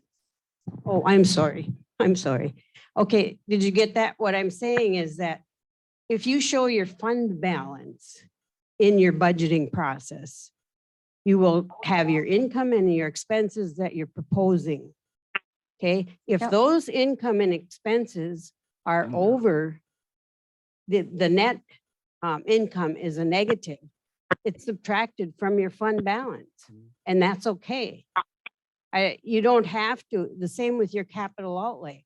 If you're gonna budget for it, it should come, you should show it coming out of your fund balance. Because at the end, you should show your expected income loss. And that, whatever that is, you would either subtract or add it to your fund balance. I think we would understand the finances a lot better. So we are going to have a beginning fund balance. We'll have our income that But- we project. But you're not showing us that. I am not showing you that because I am not, I could have. That's not a the better problem. way to present it, That- because we don't know how much, I mean, you tell us how much we have in funds every month, but not everybody hears that. So when you give us this document and you say you're taking total income of 1,000,009, but you're spending that all. But I'm you required- have yeah. yes, but what you're saying is you could show the 100% cost for the park manager, and it would give you a negative. And then that negative would come out of your fund balance. And there's nothing wrong with that. I cannot present a budget With a that's- negative. With a Okay. negative. So then okay? you have to Not show- allowed. I know, I understand that, but if we understood what you're talking about. Yeah. As far as taking, you're saying 18,000 from the fire department is gonna cover 50%. No, you're actually gonna pay 100%. So if you're saying our assessment's going up, but that's only 50%, you want to give us the total amount, it will go up. Not in offsetting costs. It's confusing, is all I'm saying. Mary, I appreciate. No, I'm trying all to you've figure out done. how to explain that because I mean, You I don't want to make need to sure. explain it. It's just that you could do a separate sheet or something. There's Yeah. a way to do it. I know No, there is. no, And you should be showing the actual money you have, the actual money you're planning to get in, the actual expenses you're planning to expend, and what that will give you for an actual fund. and I proposed apologize. That balance. was all provided in version 1, version 2, version 3 of the budget that was Mhm. presented in January, Yeah. in February, in March. Yeah. At this point, I thought it was not necessary to repeat. But So it that's is. my fault. Okay. Um, I'm sorry. I talked about, projected beginning balance, projected balance after this fiscal year. What I anticipate will be transferred from the fire department. And then this budget, I went through that. I just didn't put it in today's exhibit. But it gives a pass on my clearer part. picture of exactly what Yep. our finances are. Yep.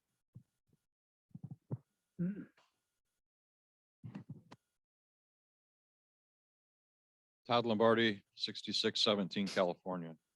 I support your third option. This decision to go for a park manager is really good and needed by this park. As to whether it needs to be a park manager and a firm, yet to be seen.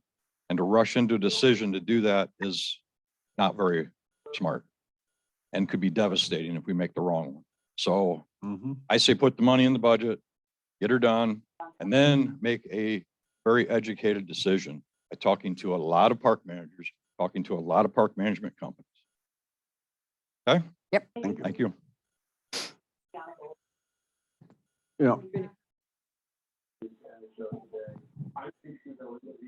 Kathy Fagioni, 1805 Illinois Avenue. First thing I wanted to say, I have 2 trailers in the park and I paid just for Wi-Fi for 1 year for 2 trailers, $1,200 a year. Just to let you know, that's a humongous savings that we have. $1,200 that paid for one of my trailers this year for the yearly expense. So it's a very significant. And not only that, we actually have Wi-Fi that works. And I lived in Atlanta and we did not. So number 2, I really love the idea of the park manager. I do think we need somebody physically here that is going to manage, but I don't understand why if we have a park manager and a company that it's the same expense, because I'm kind of repeating what Jim is saying. It sounds like we would have the park manager, which was $7,200 a month, you know, and that's over $80,000 a year. And in addition, we'd have to pay a park manager another $88,000 approximately a year. I mean, to get somebody really good, you're going to have to pay them. You're going to pay for that education that they have, and it's very much well worth it. So my view is I'd like to have a physical park manager here and possibly look at management company if that's needed later on down the road. Kathy, before you get rid of the microphone, Yes. is it Kathy with a K or a C? Oh, it's a C, and I'll spell Fagioni. Oh, thank you. That was you knew what my next question was. It looks like Faganini, but it's Faggini. Thank you.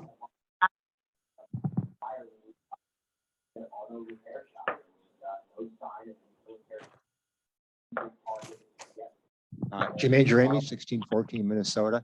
I like the idea of having the money in the budget and the board making their choice. My personal opinion is that management team success is going to depend on how much money they save us. I think things are fairly well run. I don't see a lot of, I don't see $150,000 worth of waste here in the park. Whereas a park manager, I think can do some of the same things as a management. And I'm personally in favor of a park manager. I support having the money in the budget for the board, make its with due diligence and make its decision. And I would support that also.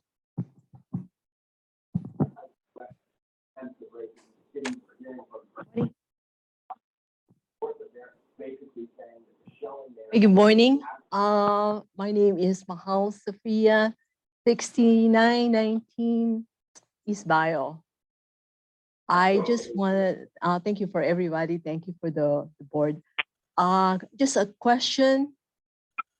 Do we establish responsibilities for this park manager that we needed? Because there's I just wanted to ask for you. I'm sorry, I missed what Responsibilities like a what job do we description? need? Oh, Yeah. oh, What yeah. do we really need? We Yes. have that. Yeah, that Okay. will be developed depending on which version we're going to go through. Okay. Thank you. Before you get rid of the mic, I missed your name. Hold the mic up close and give me your name again. Mahal, Mahal. Last name is Sophia, Sofia. Thank you very much.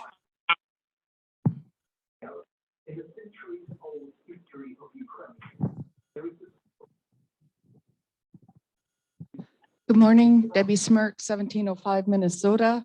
First of all, thank you all very much for what you do for our park. I also agree that a park manager is what we need, but I don't think we should rush into this decision. I think we need to look very, very closely and carefully. You look at our current park staff that we have now. They're amazing. So the thing is that if we're going to go this route with the park manager, which I support, I think we need to find somebody equally as amazing as our current staff. Good luck with Gary LaBeouf. Mary, you've done an awesome job on this thing, and I want to thank you very much. And that's why I'm so happy that that you've decided to stay. I'm in support of a park manager myself. I listened to the gentleman from Tripar, and they seem to be pretty happy with their park manager. So it might be a good stepping stone and see how that works. But as far as the fees, my kids up north pay $92 a month just for internet fees. That's it. We're not even counting cable TV or anything. So for me to live down here, I take it as a gift, because what we get for what we pay for our park fees is just awesome. It's phenomenal. And so I'm very happy. We all want to save as much money as we can, but you guys are really doing an awesome job. So I want to thank the board. Thank you. George Phillips, 6504 Texas. Just a point of clarification, because I think you said you were going to sort of take a standing vote on the different versions. And if we do version 2, and I think I've heard a lot of people say either version 2 or version 3 sounds good, you know, as long as we set the money aside. My question is, if we vote for version 2, I'm sort of assuming that that's not going to preclude the board from going out and investigating companies. And if we include version 3, I'm assuming that that doesn't preclude the board from going out and pursuing a manager. So at this point, am I correct in thinking that it's almost irrelevant whether we vote version 2 or version 3, as long as we're going to set the money aside and allow the board to then pursue both avenues and come back to us with their recommendations and findings. Am I understanding that correctly? You're spot on. Thank you so much. All we're doing right now is setting aside the money for the board to go with the avenue, still based on what we're hearing from today. So basically, we can do a standing on the two different Yeah, assessment and I will amounts. get to the standing because I do want to get a count. I also have received several emails in here that I want to make sure that gets in provided into the count once I get everybody stood up. Hi, June Phillips, 6504 Texas Street. I applaud all of you for taking this step, getting us really considering going on to a park management or park management company. I had happy to hear that one doesn't preclude the other, that you will investigate and do due diligence. I am very interested also in the district association. I don't know much about it, but when we were innkeepers, we were members of an innkeeper association of New England, and the sharing, the information that we received was so beneficial to us. And I think that we are a special district, that we can glean a lot of information there. I'm in total support of moving forward for version 2 and 3. Thank you. Carol Duran, 604 New Jersey. I also am in agreement with the last few statements. Number one, about thank you all on the board for doing such a professional, excellent job that you've done for quite a while, and I'm glad everybody's back together. I'm for a park manager and also setting the money aside to do more discovery. But I also have kind of a question about the budget, about the income from the fire department. At one of the meetings, it was said that that money would help us with a park manager or company for a couple years. And I'm just wondering how that, I see it on here, 18,000. Now, that's going to help us for 1 year. Is there money for next year? How long is that money going to hold out? And then we have another increase to cover what, when it's gone? So what will happen on 9/30/2022? The fire department will be officially dissolved. And with that, it's all of its assets are transferred to TE Park and Rec. So it's not just the building and the contents of the building. It's all of their bank account balances will transfer and become part of our general fund. Okay. What I built into for an assumption for this is that between the bank account balances, the checking, the savings account, and the auxiliary account balance, about $250,000 would be transferred and become part of our general fund. I'm still holding to that. I think it actually might be a little more than that.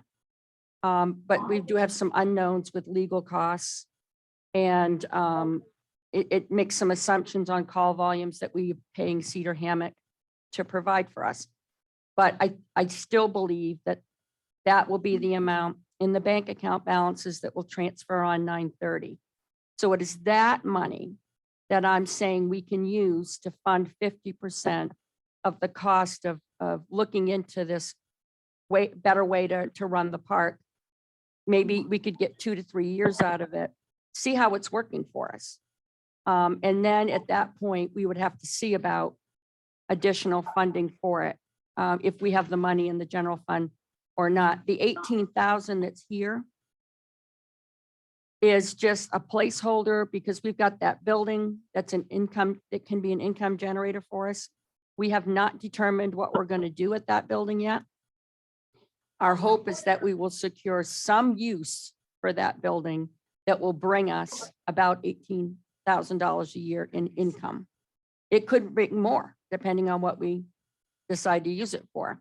But between now and October 1st, when this fiscal year starts, we're going to be looking into options for what we can use that building for that will be an income generator for the park. Very good. Thank you. Okay. Hi, thank you. I'm Pamela Kemper. I'm actually a fairly new resident. All right, hang May I on. have your name and address, please? There's conversation going Yeah, on I got it. between you and me, and I need that to stop so that I can hear you, please. Okay, so everybody else, I need you to stop your conversations. If you would be so kind as to start again with your name and address. Thank you. Pamela Kemper, 6612 California. And we're full-time here, so fairly new to the park and glad to be here, and very appreciative of all the work that you as board members are doing and the feedback that you're open to from the community that you represent. I think you're doing a fabulous job with that. And before I give my comments, just to preface my background, I'm not retired. I'm a working retired person enjoying this beautiful community. So I deal with licensing authority under the Florida government, DBPR, with cosmetology board, the barber board, and real estate. I'm a course provider for education, licensed broker, and real estate licensee. So the only reason I throw that in there is part of my job as a course provider is to monitor the different board meetings for these different entities that do very similar jobs to what you do. And one of the things I really appreciated from the presentation from the gentleman from the other sister park was he said that your role is to function as a governing agency rather than being used up through the day-to-day management task. And I think that statement really prefaces and envelops so much why it's so important that we do have a park manager. So I'm fully in support of the park manager option. And I lean toward including the funds for the property management company, only because I think that hire is so crucial to get it right. And it's such a big job that person is going to be undertaking. I think having the backing of a management company just gives a little more meat and backdrop for that, a little more wiggle room if there are any issues with the hire things like that. There's just a little more accountability with that, rather than each new board that's coming in. So anyways, that's my statement on it, which I believe would be option 3 Right, in the Pam- budget. Pamela, I am so sorry. I still missed your last name. Kemper, Kemper. Thank you very much. Thank you.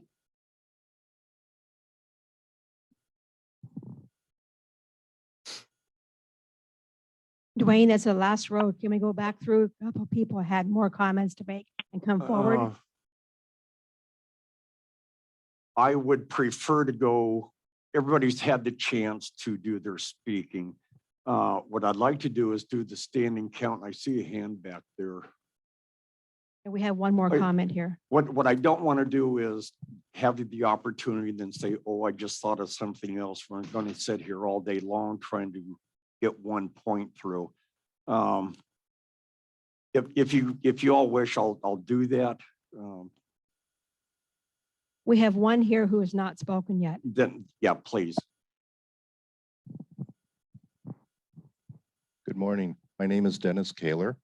I live at 1903 Indiana. I've been a member of the park for a good many years.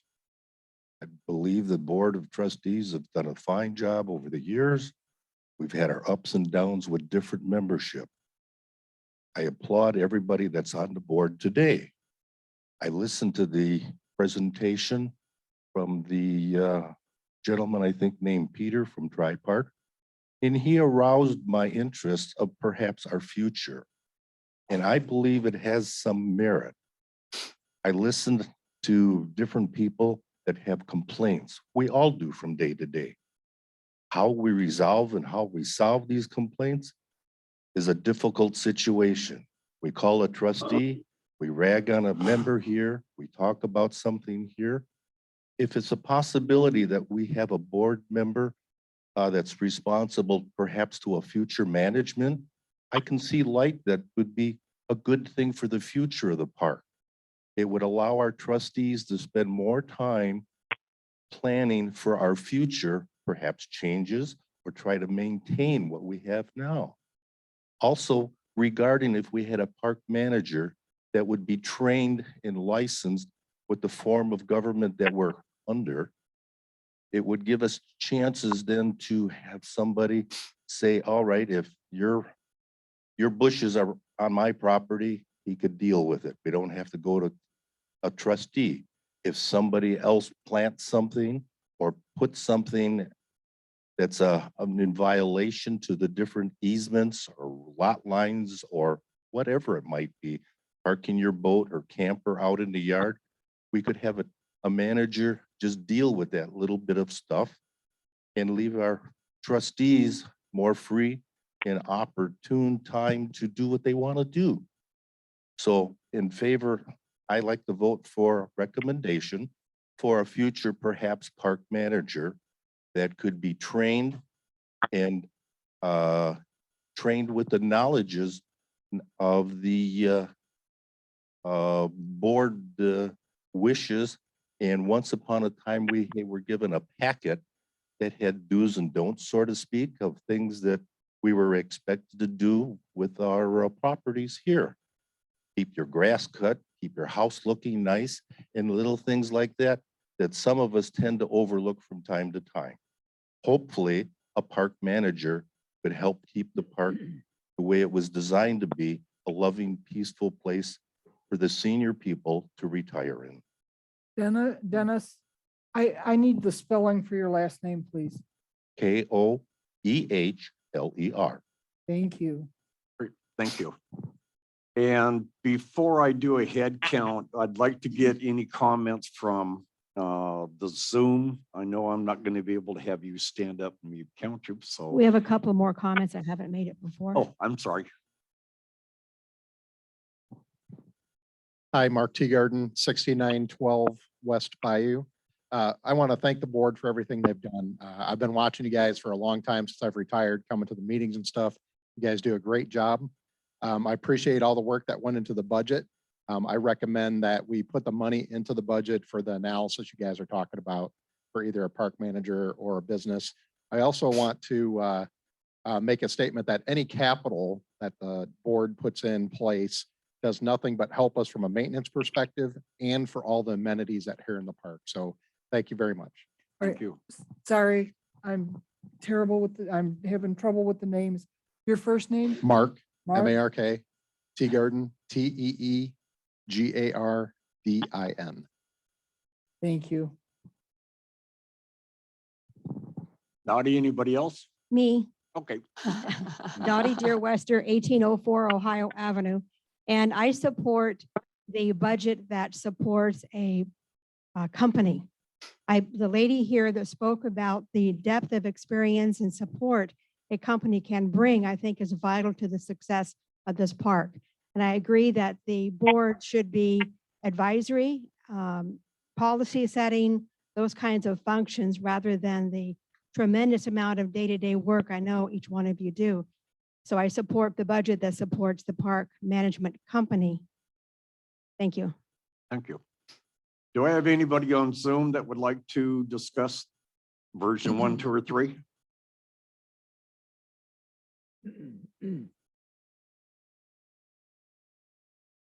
Hearing none. What I'd like to do is do a head count. No, I am here, Dwayne. Oh, I guess there was somebody. Who do I have? You have Ruth Coppins, Okay, good.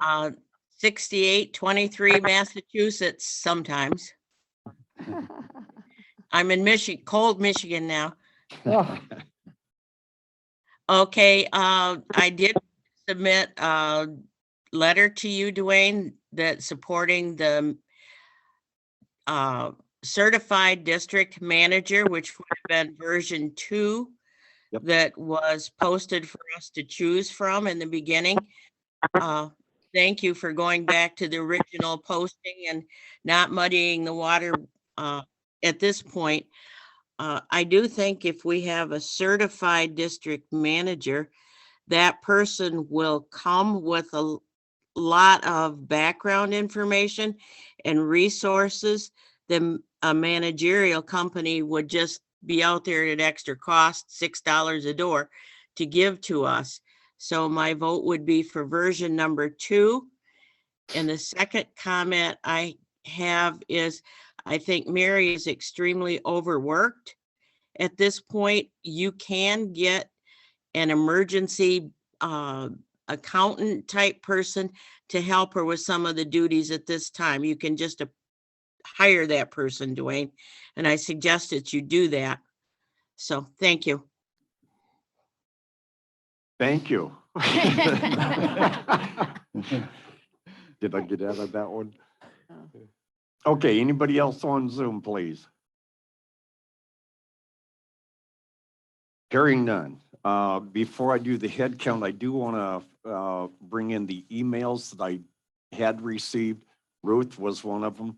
I had one response as is, status quo.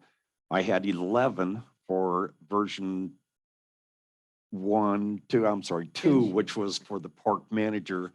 And I also had one for the management firm. Those are in here. I don't want to go through their names, but I do have them in there for the public records. So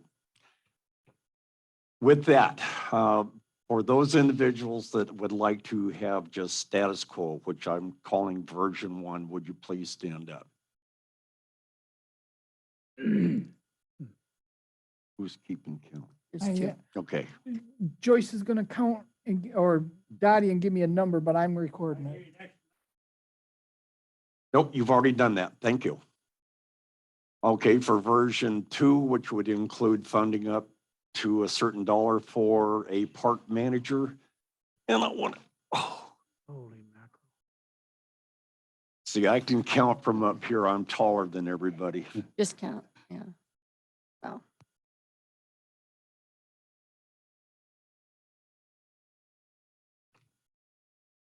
Now, please stand up till everybody gets get done with the count.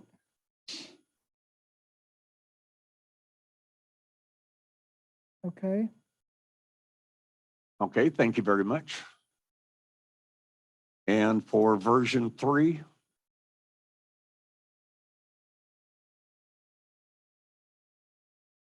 need. 12. Okay, got it. Good. Thank you very much for your input. It was interesting to see which way the park would like to go on that. If there's nothing else with the budget hearing, I'm going to close the public hearing for the 2023 budget. I want to move directly into the workshop I've got to have a time for your closing. at 11:27. Okay. No. Get her done. Get a cup. Yeah. Okay, I'm going to go ahead and open up the Board of Trustee workshop for April 18th at 11:28 here in Small Hall. I do want to go through just the workshop items, and then we are going to go directly into the interviews for the applicants for the vacant position on the trustees, which then we will go back into the budget hearings, into the original Board of Trustees workshop and approve the budget. Board meeting. No, Open- approve the board. Yeah. Yeah, Yeah, I know what you meant. and No, approve everybody, yes. the budget at that time. Yes. So, are there any additional items from the trustees that would like to be added to the workshop? And I do remember one, which Just was Bingo. bingo.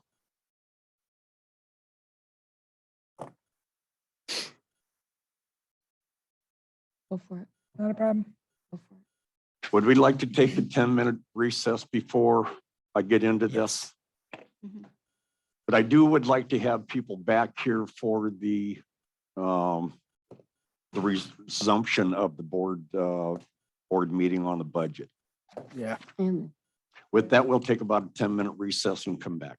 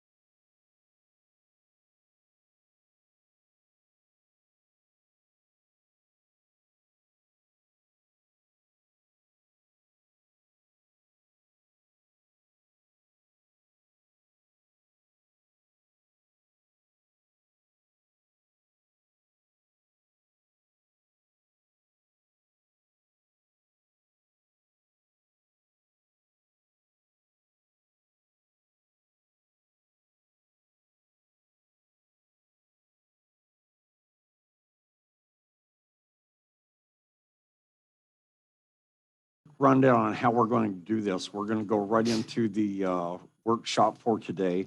There's going to be 6 items that I have now, and I'm going to ask one more time if there's any other items that need to be added to the workshop.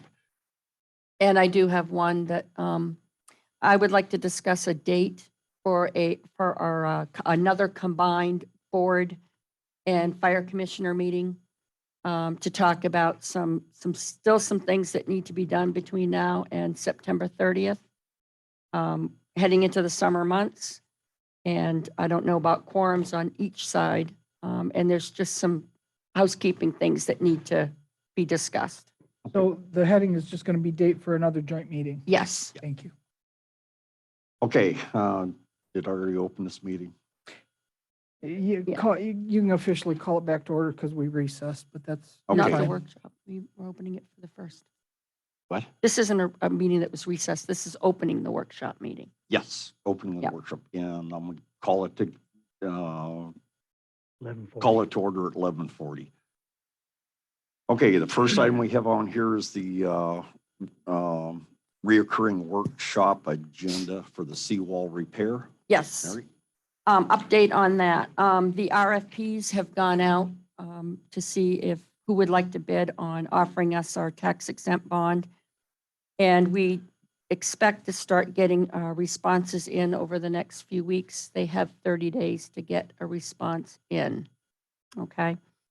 Once I have a conference call set up for this Thursday afternoon, and at that point, I'm going to do a timetable. Responses will be in by this date. The board will receive those responses, and we will make a determination as to which company offers us the best term and rate for the financing. And then what's going to happen after that is we're going to have another public hearing, just like we had today, to talk about those financing options and the financing vehicle we're going to choose. And then we're going to have to pass another referendum for the assessment that will be needed for that bond. Not referendum, resolution. Resolution, I apologize. Sorry, it matters. Resolution for the funding of that bond. So we've got still some work to do on that, but we're making progress.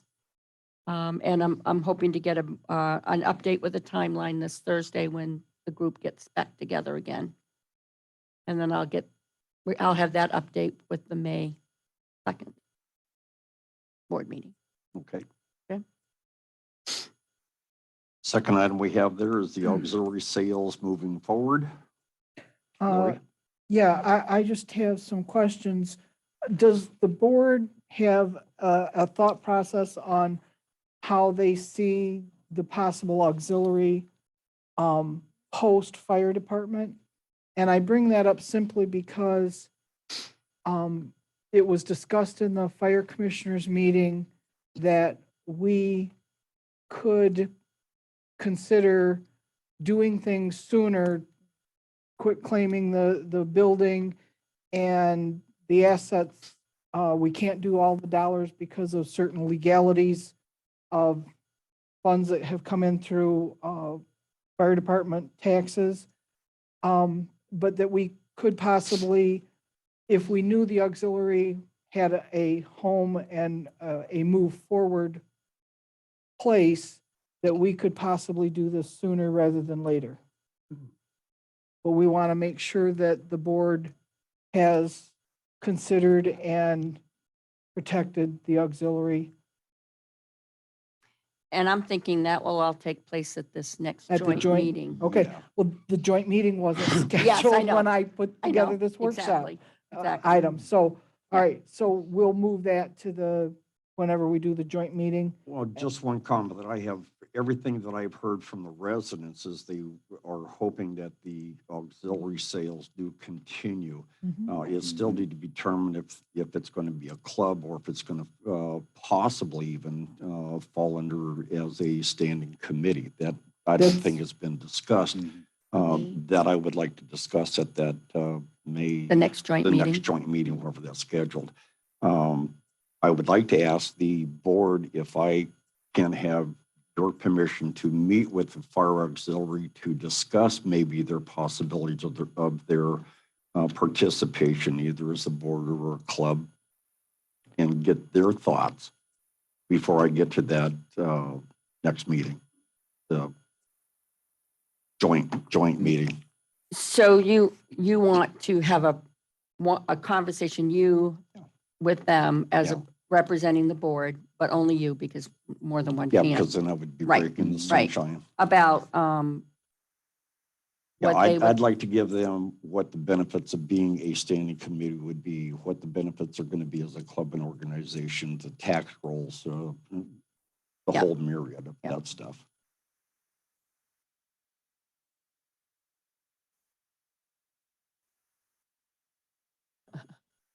Yeah, I support if that's the purpose, that you can help them with their decision, but Yeah. you can't really do anything short of the next meeting with us, whatever you might find out, really, Correct. can you? Well, and I can't because we'd be breaking Right, sunshine. right, law that's what I'm anyway, saying, so, but I support it for you if it helps the commissioners, for okay. sure, and it won't be Oh, the, definitely, it won't be the commissioners, it will be the auxiliary. It'd be the the auxiliary. So I definitely think it would be a benefit to all of us for someone to have a conversation about them, about the pros and cons of being a subcommittee versus a club.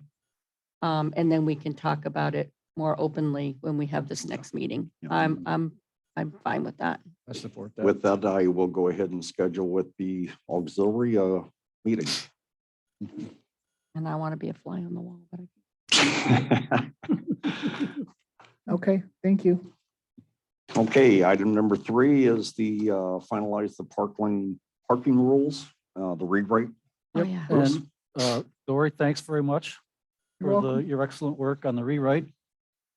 And the only additional thing I guess I wanted to talk about for this was, and it doesn't have anything to do with this form really, but sometimes a permit will go up on a vehicle and it will be for longer than 6 days. And I asked TJ, I said, well, how does that happen? And she said, well, the board had given at some point some discretion. Instead of having to come in and renew it for 2 days or whatever, that she could extend it. And I don't support that because the permit goes up longer than 6 days and then everybody calls me and say, well, I thought it was only 6 days. So I'm sorry for the inconvenience, but I think they need to renew them if they're going to be there longer than this, what it allows. Kind of like the art committee. Well, I Yep. guess with that comment, I'm kind of confused because in here you're saying no extension to the 3-day occupancy permit. Yeah, and I agree with that. Where's the 6-day come in? Well, you can do a 6, let's see. It says very first, section It's the 1, very 6-day first storage one right permits here. can be requested at the district office. In other Oh. words, if you're just gonna leave it Line there, through it. yeah.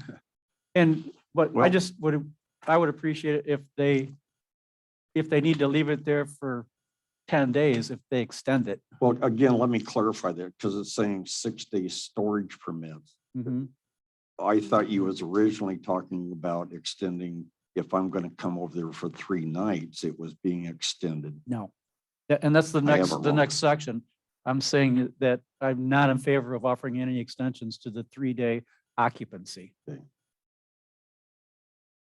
So you're just saying this document stands the way that Yes. it's typed, but It's just you a want a procedural change. I just want to, It's just that you're saying TJ won't have the authorization to extend past the 6 days or the 3 days. right. They'd have to come in and get new paper. Yeah, they have to get a new permit or, Discussion? I had a question on what you through the 6 days.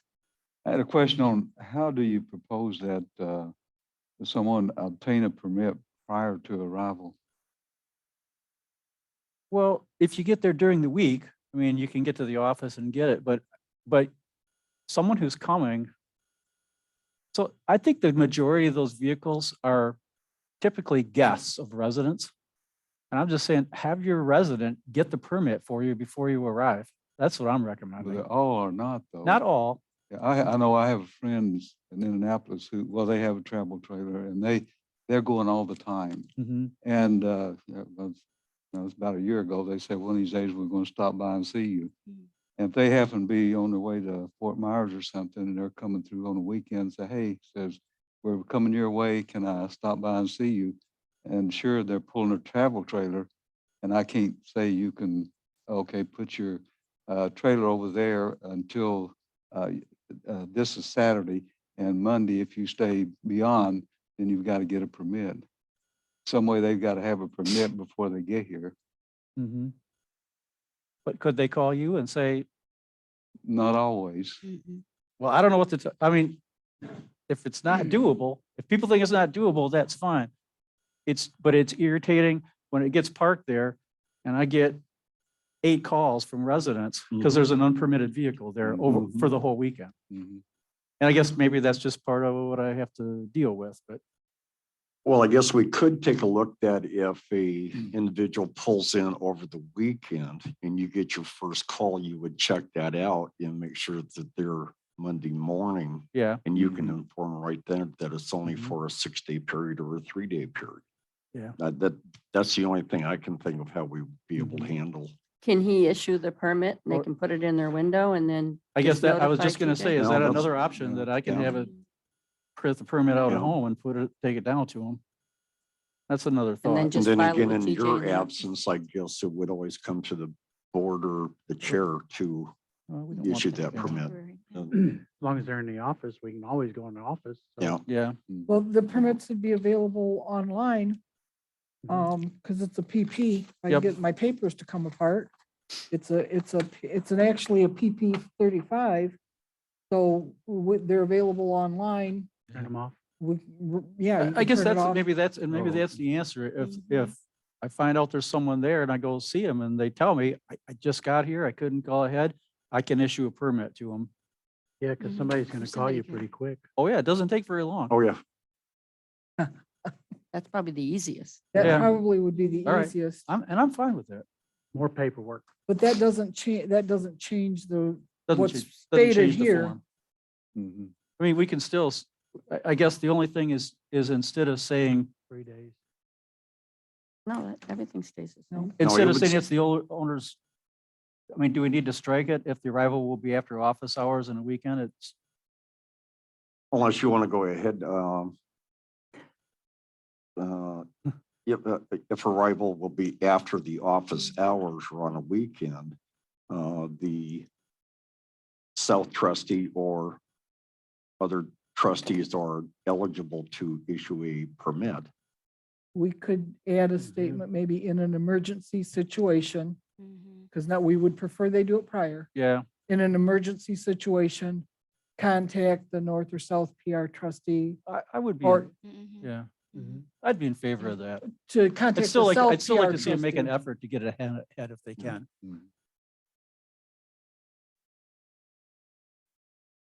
An emergency contact You just had a really, the Well, South I PR hear where, trustee. I hear where you're going, but I hear on Pete's side too, Yeah. is you have somebody that's just a Yep. local friend and says, hey, I'm stopping by.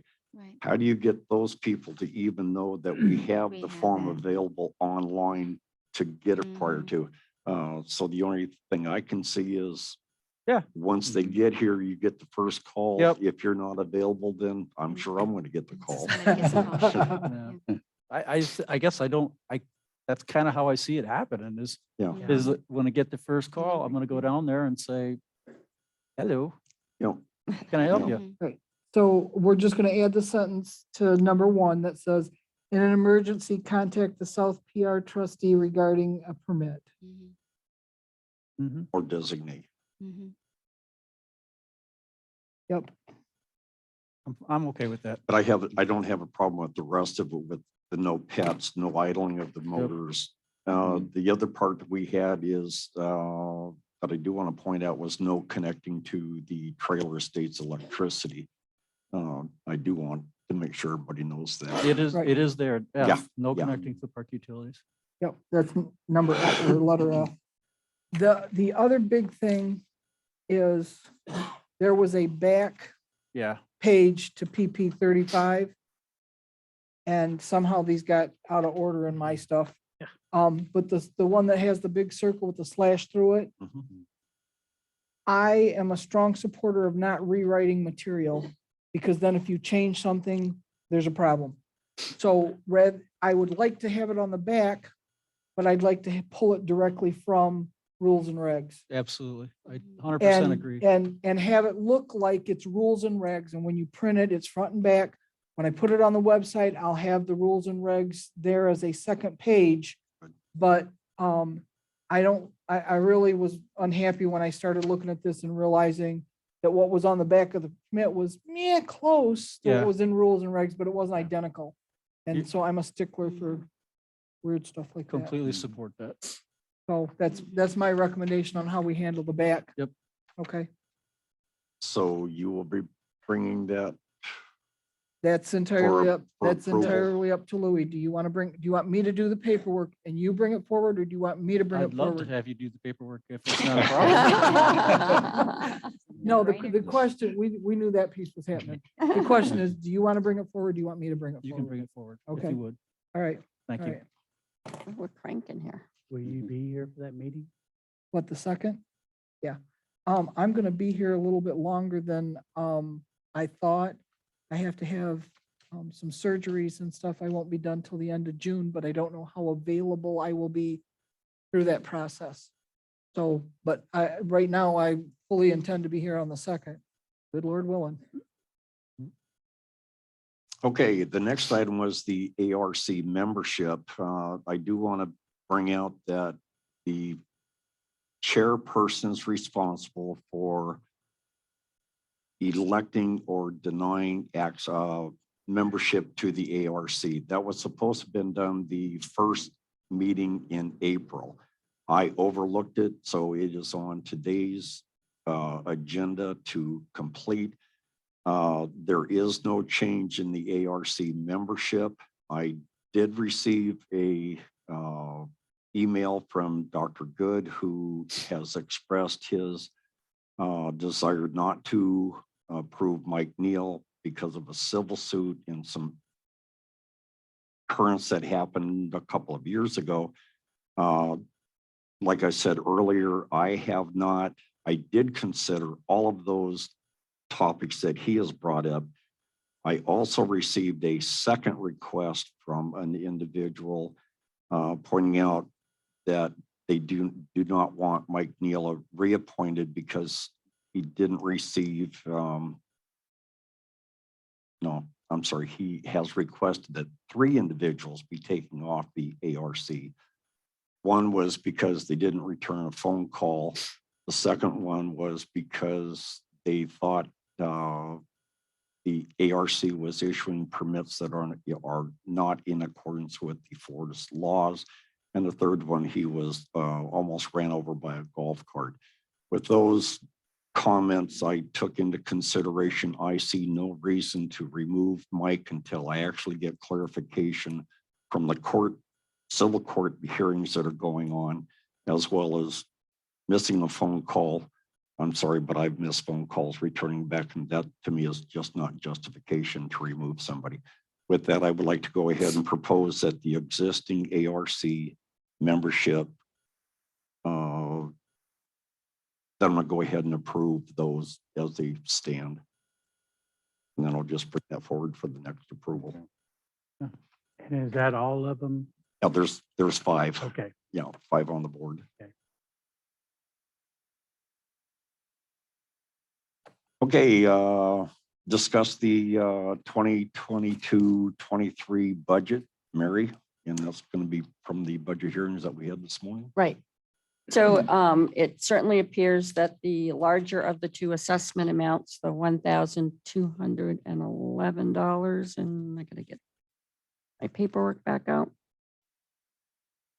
$1,211.43, which was both the version 2 and version 3 amount, is the one that people want to move forward with. I do want to caution that those 2 assessment amounts were the same because they assumed, as that awful word, $112,000 of operation expense savings with moving to a firm that could accommodate some bulk rate savings.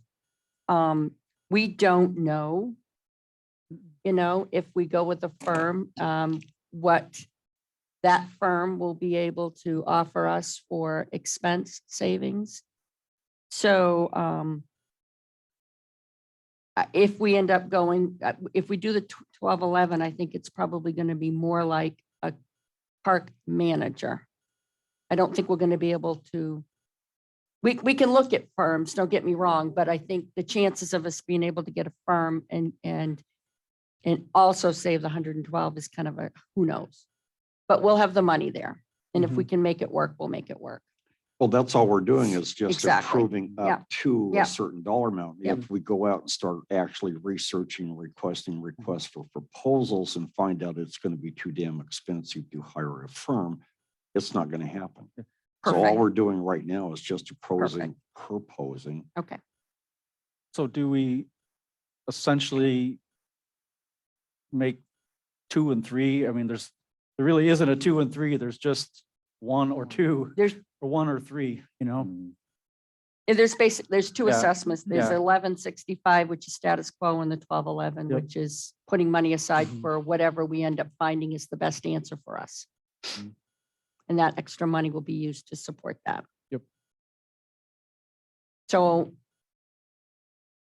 I mean, it seemed to me to be, the majority was go for the higher amount, set Mhm. the money aside, and Yep. let's start the work of figuring out what makes sense for us.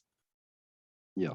So when we reopen the board meeting and we have to actually Vote. vote to adopt a budget, I'm hearing we're going to be adopting a budget with a single lot assessment of $1,211.43. And my only question is, Everybody, what do you call it for record keeping? You have to call it. we just have to say that we're adopting a budget that will impose an assessment of Okay, 1,200. okay. Yeah. I'm good. It's Yeah. the amount, not. The amount, the particulars were, Yeah. yeah. Okay, item 6 was bingo, and I don't know who brought that up. I forgot. I think it was supposed to be Pete. You volunteered, Pete. Attaboy, Pete. Well, I've already made my statements. I think go back as we were maybe 4 or 5 years ago before all the problems actually hit. Bingo seemed to be running pretty smooth. People were enjoying it. And it was run by volunteers, and Sandy Stevens was running it, and I think was doing a good job. I know when I first took it over, we met with Sandy, and she explained how things were going, and it seemed pretty acceptable. And I kind of felt that my position was kind of then to make sure we're following the law as we were going with bingo, and I think it should go back to where it was. And So it's a trustee function run by continuing rec. Okay, I'm yes, just right, clarifying right, points. Right. Yeah. yeah. It's a trustee function run by continuing rec. And the continuing rec hires No. volunteers, Well, obtains hires. volunteers, Obtains Yeah. volunteers. obtains volunteers to Yeah. actually do the day-to-day operation of running the bingo. Yes. And just for clarity, your budget will be purchasing the cards, the bingo yes, cards, the yes, daubers, daubers. That's pretty much the expense. Exactly. Yes. Any upkeep or maintenance to the system, the Right. computer system that Right. that is used to call, that will all be part. Did you get that in your budget? Did you actually add more into your budget to do that? Yeah, well, is. no, just my budget is is to cover that because there's no other expense associated with it. We were, All the money taken in is paid out to Right. the players. Okay. So, And can I add something to this? The bingo kitchen. oh, that's I another think whole- this is my suggestion, that the volunteers who do the day-to-day operation for bingo also run the kitchen. And so the funds would go into the continuing rec. They could, Okay, if the volunteers who operate bingo or who run bingo, or formed into a club, then that club, those volunteers would also run the bingo kitchen. Please no. hold that thought for just a Yeah. minute. I was asked by Cindy Stevens to get clarification from our district's council. I did that.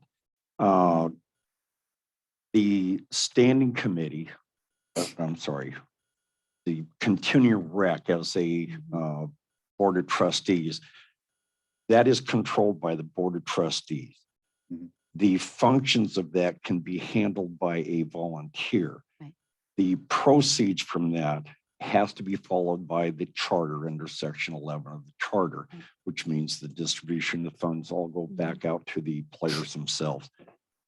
If it's ran by a club and organization, then the board does not control that function, and the club or organization would have to follow all of the statutes of Florida and be responsible for that, not the board.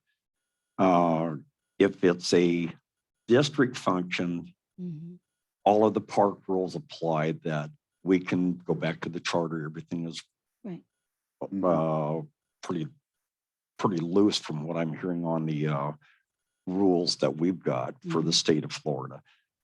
If the district requests a club to sponsor that, Okay. then the district rules still apply to that club. At bingo, I've already gone through the Article 11 on the charter authorization, and all the proceeds belong to the district, and the park cannot donate to Mothers Helping Mothers or any other nonprofit. If the bingo is ran by the clubs, again, they would have to be by the Florida statutes. I've had other clubs already come to me and ask, can they run these sessions, which then opened up a whole nother ball game.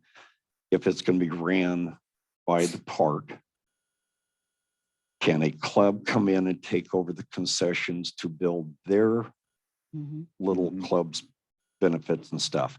I don't know. I didn't get that clarified from the attorney. I don't see where it needs to be changed coming from the park, doing it as a park and recreation and having a volunteer run that. Then all of the rules apply back to the districts. We don't have to worry about the taxes and all that kind of stuff on it. A little questionable on some of that. Well, I think that there's two separate separate things going things. on here. Yeah. Bingo, I Yeah. think we've Bingo's locked one. down. It's going to be run Right. by the By the park. district. There's But going to the be kitchen's volunteers that are going to do the day-to-day. Mhm. But the Mhm. kitchen and the is different. concessions that are sold in the kitchen can be done completely differently.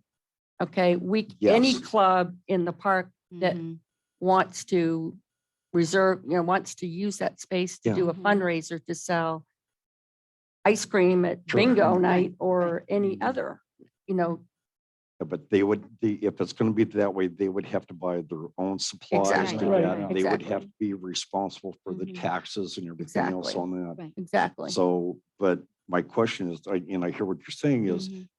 do I want to open it up to every club and organization if they would like to do week Mhm. one, the hobby club or Right. the wood shop, right on down the line with all of our various Mhm. clubs, the computer club, I don't know. Mm. They Mhm. all might be interested. Do we set up some kind of a schedule Yeah. for the entire year? Mhm. That's mean, where I was heading with this thing. I mean, but- it's, since we're changing it anyway, I mean, maybe this is a good time because we're going through summer. I have a question. I don't want to muddy the waters, but could a club, let's say that, okay, a certain club agrees to take over and to operate the kitchen for the month of November. Could they take their proceeds and donate it to any nonprofit? Yes. We have no control about what a Yeah. club does with Yeah, their we Because- we don't proceeds. have any control. Okay. Yeah, no so control over the clubs. I'm just and- trying to Yeah, think yeah. of Yeah. incentives for Yep. TE clubs. If you would Yeah. like to, Woodshop would like to do this. And they're Sure. going to donate the profits for November to the Southeastern Guide Dog School. Sure. Yeah.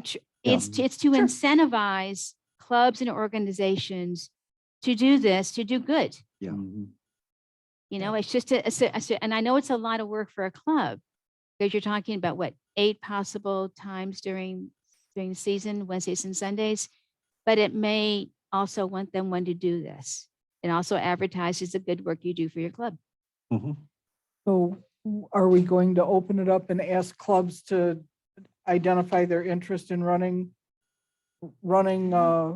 Yes. and only the clubs that have come in and said, we want to do this, then we'll look at trying to do some form of a schedule? And do that- we have to Yeah, limit it to the Wednesdays and Sundays of bingo? Could a club open up the kitchen and sell concessions at the Saturday night dances or showtimes? As long as it's not, I think as long as As long it's as not it's the prepared club running food, it? it can't be prepared food. There's some sort of legalities with outside the park because we're bringing in people who are not a guest of. They're paying to come Okay. into the dance Oh, and we can't sell prepared food. So we can't sell a hot dog. We can't sell a sloppy Joe, but we can sell a candy bar, an ice cream, a pop, a Danish that's in the wrapper, that sort of, that type of stuff. But we can't sell, you'd have to look into. I just know enough to be dangerous from the reservation Okay. stuff, Okay. that there's some legalities with licensing if you're serving prepared food. Okay, that makes sense. So they could come in and they could do anything but a hot dog or Yeah, a, that makes sense. yeah. But my opinion, personal opinion is I don't want any concession during a Saturday night dance. We even tried to sell popcorn years ago and that has even pooped out. Okay. No. So I think it would just be a distraction from whoever's performing Yeah. to have food coming out of the kitchen and people, Yeah. I don't know. Yeah, It'd be a You good might- moneymaker, but it would be a Keep it to distraction. bingo. Yeah, let's keep it to the Okay. dances and to the bingo. So To, is there any sort of a deadline for when you want the clubs to Submit give us, their submit interest, their letter of interest in? Tomorrow. Okay. No, we're gonna have to give them, well, it's a shame that it's coming up now, but I would guess probably I mean, the fall? In the yeah, fall sometime by the yeah. fall. Yeah, you so know, through the 'cause I- summer, yeah. they figure it out and let us know. We'll figure it out in September, Yeah. what our deadline is based on what we're doing. Sound like a plan? Yep. Cool.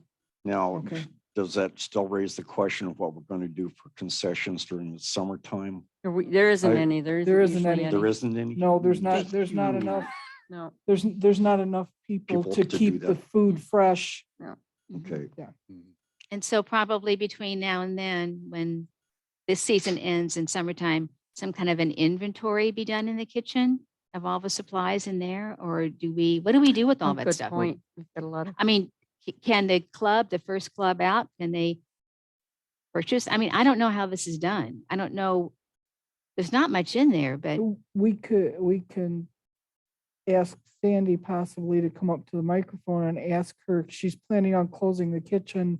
I was busy with my stuff last night with the computer and I only caught bits and pieces of when she's closing the kitchen. okay. And I thought, and I could be wrong, that when she closes the kitchen, it's almost that the food is down to like near zero Okay. type thing. And she's done this every year, closed the kitchen for the summer. So maybe can we ask Sandy to come up and ask her questions? Also, Cook's Night Out uses that kitchen during the summer, so. Yeah, So you really need to hear from both of them if you're gonna figure out, because if you're gonna take inventory and everything, they'll have to be part of that because their inventory's in there Well, too. well, right? yeah, no, we're only gonna take inventory of what's bingo. Well, what's been happening over the years is that Mothers Helping Mothers did it. The beautification committee took the funds from the profits and it was in the season, it's very good profits. But I'm the one who goes buy the stuff, brings it in, does an inventory. I have a wonderful husband that takes me to Sam's, helps me carry all the heavy things in. It's not as simple as a club, a club, a club, a club. I don't think you should, one month, Cook's Night Out, the next month, workshop. It will never work. It will never, never, never work. why? Because who's buying the inventory? Who's buying the stuff to sell? The club The would, club will. Huh? the club club would. They would be doing it the same as what you're So, doing all right right, now. I'm just gonna give this, All right, wood shop, you got it for the month of January, which is a very good month in the kitchen. Okay, they go out and buy hot dogs. Do they get someone to make the sloppy Joe mix that goes on top of the hot dog? Do they get someone to make soup and donate it? Do they get someone to, Whatever they choose to do. yeah, whatever they Whatever choose to do, choose, but yeah. that is in 1 month. Think about it. You're gonna, well, that's all, But that's again, entire. that's up to the well, club to make that decision. It's not- up, right, don't have to do all exactly. that. So We- think about that, think about that. We digressed away from the question. What was the The question? question The is, inventory. when you close, when are you closing the bingo kitchen? I think I have about 20 ice cream cones. We're all out of hot dogs. We're all out of all that stuff. I have lots of chips.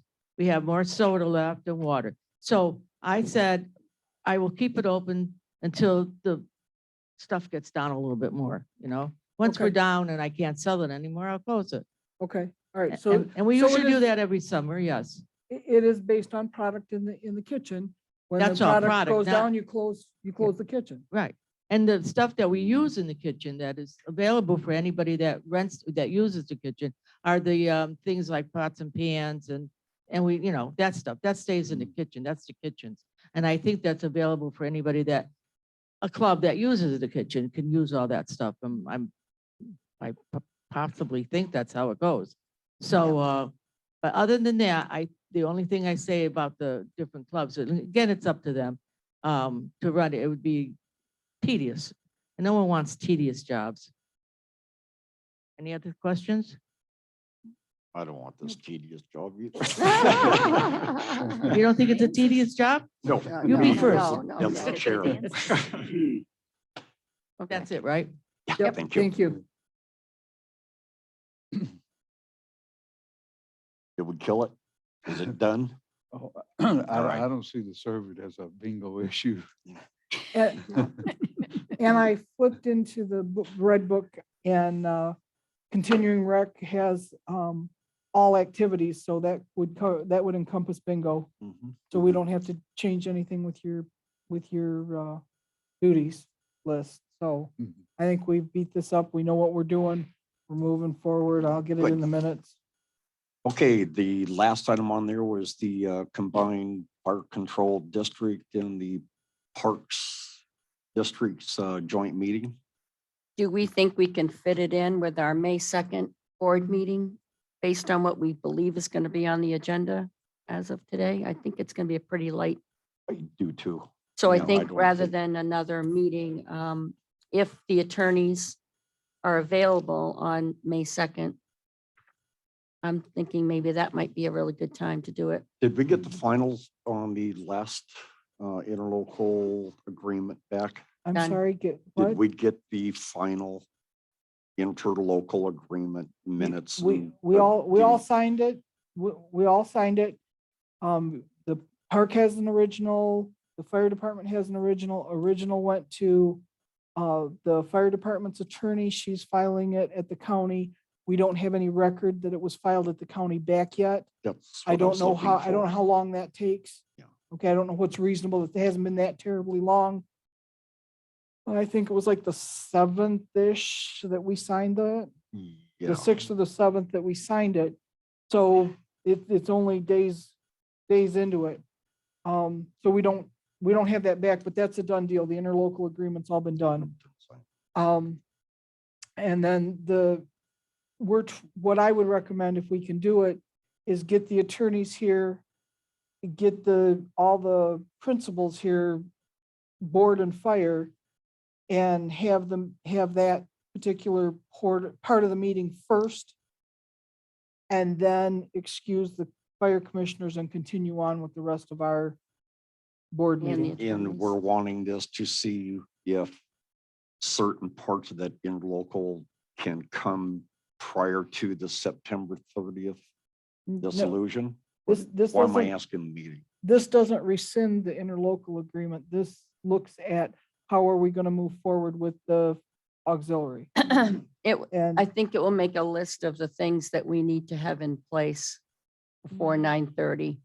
We're going to need a formal inventory, we asset inventory that we're going to have to, and both boards are going to have to sign off on that. There's just some some bookkeeping kind of loose ends. Maggie called it a wrap-up resolution that just says what needs to happen in order for, we need to talk about whether or not we're going to see if we can just transfer the bank account balances to us, or am I going to withdraw the funds from the fire department bank accounts, close those bank accounts, get a cashier's check, deposit it? Who's going to be responsible for any last minute bills or income that comes in after 9:30? How is that going to be handled? These are all things that need to be documented so that there's no, I don't know who's doing that, come 9:30. Because there will be money that will come into the fire department after 9:30, because I'm going to cancel all of the insurance policies on 9:30 that are under the fire department's name. There will be refunds of insurance premium that will come in sometime in October. Probably the final bill from Cedar Hammock for services through 9:30 won't come in until October. That's going to need to be paid. We need to have the authority to pay that bill. There's just some loose ends that need to be, we just need to have a conversation so everybody knows what each side is going to be responsible for. So then when we're not a full board of 5 and a full board of 9 on September 30th, we still can do what needs to be done. It's also, it's a smidgy bit more than that. It's also discussing the possibility of doing all of the closing procedures that we can do possibly in May. Exactly. Or There are some things June, we can do ahead of and time. not extend it out until September 30th. Yes, Okay. yes. And so we thought it prudent to have the attorney involved, because we may recommend something that the attorney doesn't think is a good idea, and they want to put a slowdown or a stop to it. Because we have to maintain the account through September 30th, no matter what we pick else. That account has to be maintained until September 30th, because it had funds that came in that it can only be used for fire district until we're officially dissolved. Right. But if we were to do the rest of the activity and close the fire department, transfer the building, we could cancel our insurance. Let's Earlier. just say in a perfect world, June 1st, we cancel the insurance. That gives us all of June, July, August, and all of September to get the refund check back. Exactly. Okay, we could transfer auxiliary funds, which are not restricted to, we could transfer those so that the park wouldn't absorb any sort of hit on suddenly having to pay flood insurance and that. So there's things that we can do possibly before September 30th. And that's why we thought we wanted the attorney there and be able to map out. But one of the things that we want to do is make sure that we're all on the same page with the auxiliary. And so that requires you to have the meeting with auxiliary prior to. And I recommended to Maggie that we try to do this Saturday, and I haven't heard back if she's available. You for asked her the- Saturday if she could be available on the On the 2nd. second, Okay, correct. and we haven't heard back. I haven't heard anything back from her, but that's in a perfect world, how I would see that going. Okay, would you call Mark Barnaby? Absolutely. And then I would also like to have an agenda of Yeah. all the topics we just killed. Yeah. Made it before we have that May 2nd. And if they are not available, then what? I'll find out when they are available, and then we'll have to call. When is everybody gone? May 18th is probably. Mary's I'm flying out leaving the the 6th. 6th. So I have, So it's got I to would be, have it's to got be to be before May the 2nd, or 6th. we're going to have to call a special meeting. Well, then? on the, Right. yeah, 3rd, 4th, or 5th. Do you That'll be want, with the commissioners. Mary, With the commissioners. Mary, do you want me to do the agenda? Sure. I'll draft, Well, we'll have I'll draft Maggie's the gonna need- agenda. It's not a votable item. I'll draft the agenda and you can make sure I got everything. Yep, and we've got the list from Maggie. of Yep, some that's things, exactly so- what I was going to use for, Okay. yep. Okay. Okay. I think we beat We that made one that up. clear as mud. Yep.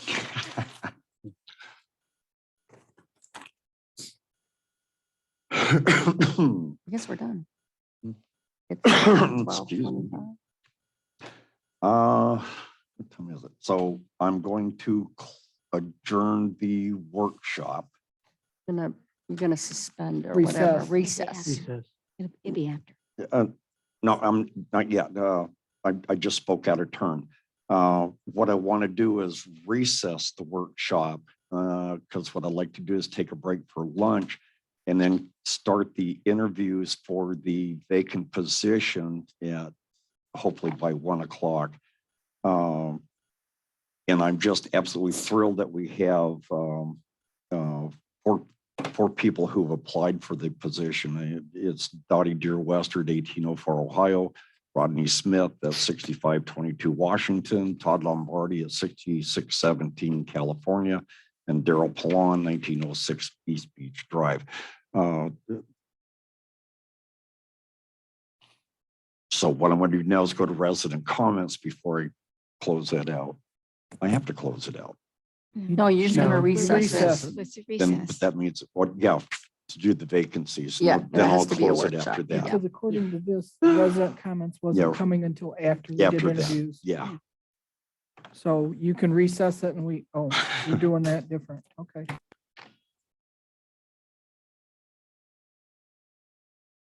Gordon Elton, 1804 Ohio.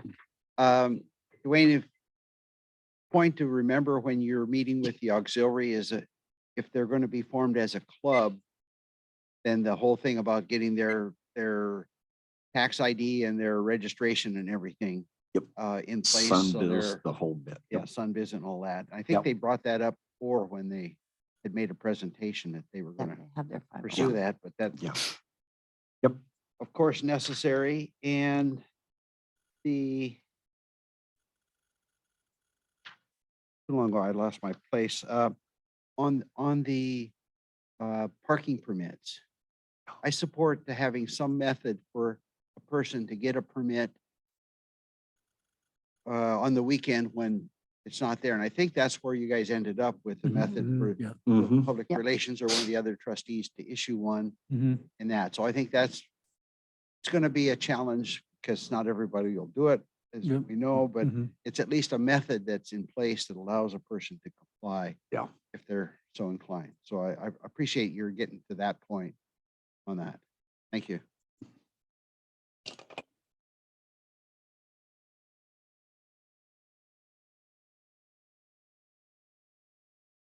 Carol Duran, 6604, New Jersey. I just want to speak about the Park Lane parking. If you had relatives coming or friends coming to visit you, they can stay for 30 days in your house. If you can't have them in your house, you don't have room for them. If they bring their own bed, they can only stay for 3 days. And I understand that the traffic in front of the residents who live on Park Lane, it might be hampering their view or their peace and quiet. And I'm just wondering, there are places such as at the end of Tennessee that used to be a playground for children years ago. It sits vacant. Why couldn't, 2 or 3, whatever could fit in there, RVs, if they came to visit for, and I'm not saying 30 days, but 3 days is a very limited time if somebody's traveling all around and they come to visit you and they get 3 days and they have to leave. I think that's very short. And if it's 6 days, what difference does it make if they're sleeping in there at night during the other 3 days? If the total is 6, but there can only be occupants for 3, then they might as well go home or go wherever they're going, So I'm just asking, how could we go about, or could we go about getting some kind of additional time for friends and relatives who come in an RV to stay someplace, even temporarily in the 10 property and the Tennessee property? We have all kinds of property just sitting there that an RV, they're not going to have a festival. They're just going to sleep there, and maybe sit in a lawn chair for a while. And that's all I'm asking. Thank you.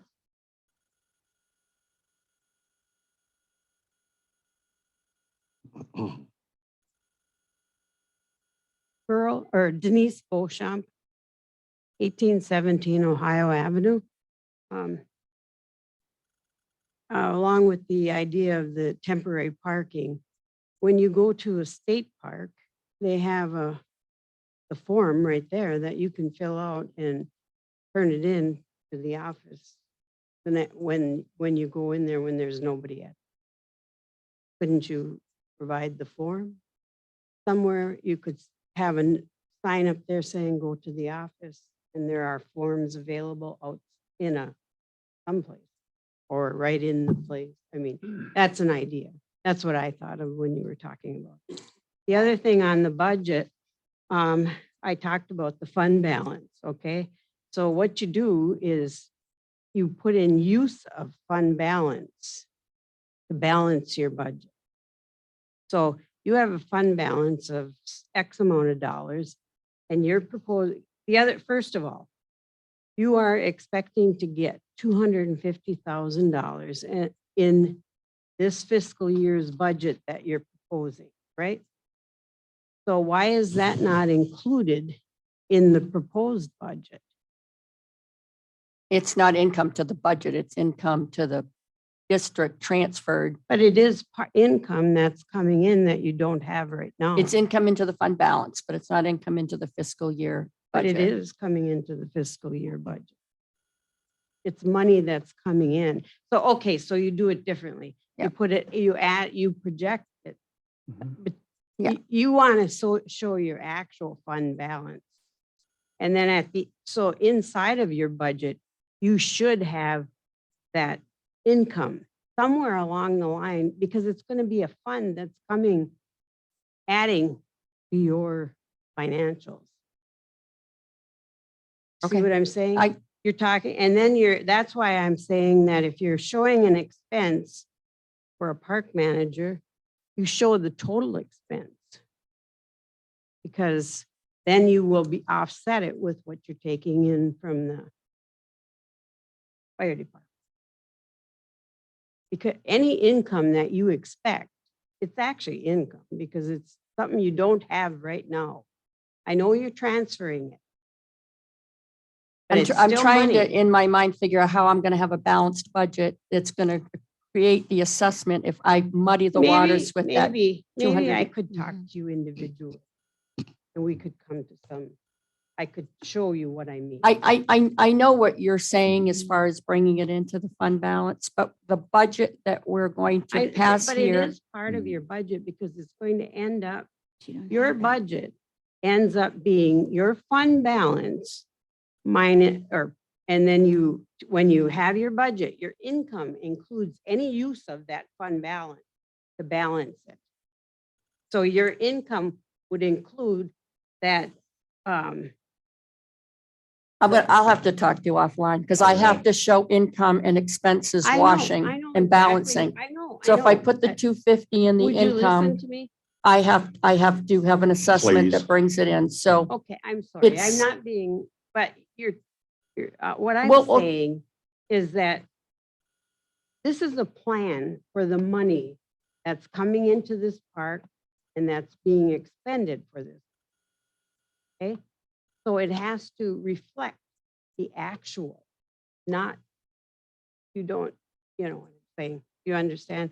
The only other comment I have is that on the garbage, I noticed that the difference in savings between having Manatee County provide our service and doing it ourselves is not, we aren't saving that. Manatee County collects all types of garbage, recyclables. They have different days for that and different, I mean, why don't we just, and then that way, if everybody was paying for it on their own bill through the county, why should we provide garbage? I know it says It does. but if I mean, it's provided in the county, we all could have that. Because we have such a problem with the roll-off, all of that. Well, am I Has supposed that to ever been respond to looked this or is into? it just It's public become comment? It's just interactive public already. I know it's public It's comment. interactive. I know I did too. Okay, I'll just make it an interactive. We looked at that and it was previously discussed at the board meetings that if we wanted to go back to the county and have pickups in the, at each resident, that I would have garbage, recyclables, the palm trees, the branches and leaves and everything else blowing all the way through the park. The county is already discussing of eliminating the recyclable throughout Manatee County. So I don't want to get into a position to where I don't have dumpsters back there for the residents It within was just a Manatee County. suggestion. Thank The you. other thing on the fire calls right now, there's nothing in the budget about the fire calls. That's because it has No, nothing to it's- do with the park. It's It's coming the up. fire Right now, department. it doesn't, but. And in your- it won't ever have Why anything to do won't with it? the park. Can you explain that to me? When the fire department closes on 9:30, there will no longer be, fire protection will be offered by Cedar Hammock, Cedar Hammock. who will bring us into their tax roll, and you will pay a tax to them, and they will provide the fire support. It has nothing to do with the district. But it has to do with our assessment. It has to do with what you pay for taxes For to Manatee taxes. County. It has Okay, absolutely it'll be nothing under to the do with county. us. Yeah. It'll be Has under the nothing to county. do with us. Okay, all Yeah. right, I got you Yeah. then. Yeah. And let me make sure. I guess that's, oh, the bond proposal, That's, um, that's in May. budget and stuff. In that, have you included the manager and the management company in that? Not for the bond. The bond is for the seawall repair. bond. But it says on the, right here, you have, bond finance solution. That's in May. Park, one for park manager and one for, That was the, if you needed to add that on to whatever budget proposal. So right now, we're going to go forward with an assessment for $1,211.43, okay? Then we're going to have to pass another resolution for the bond financing. The final amount you're going to get on your tax bill next year will be the combination of the two. Shouldn't all this have been under the discussion when we were discussing the budget? Yeah. it Yeah. should have been. and We- I And didn't- But I you- thought I you had have said in the on- beginning, we were going to be discussing an operating budget and only an operating Yeah. budget. Okay. Why are we doing it now? And the Okay, well, discussion I'm about the sorry, bond would be a But it separate, says to discuss the 2022 and 23 budget is on the agenda. and that's what we are. We're Yeah. discussing the operating budget. That's all we're discussing. We're not Okay. discussing the Not bond the financing. seawall Okay, budget. okay. Yeah, You that's going to be cleared that another up fun time. then. You cleared that up. Thank you. Yep. Okay.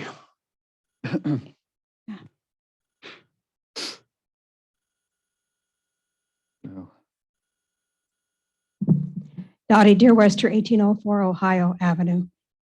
The 5 ARC members who were reappointed, can you name who they are? Dennis Crook, Howard Moore, Charlie Ritz. Charlie Rizzo, Mike Neal, and David Best. Thank you. That'll be done at the board meeting next meeting, right? Yes, Okay, so you'll list them out in your motion. if I have.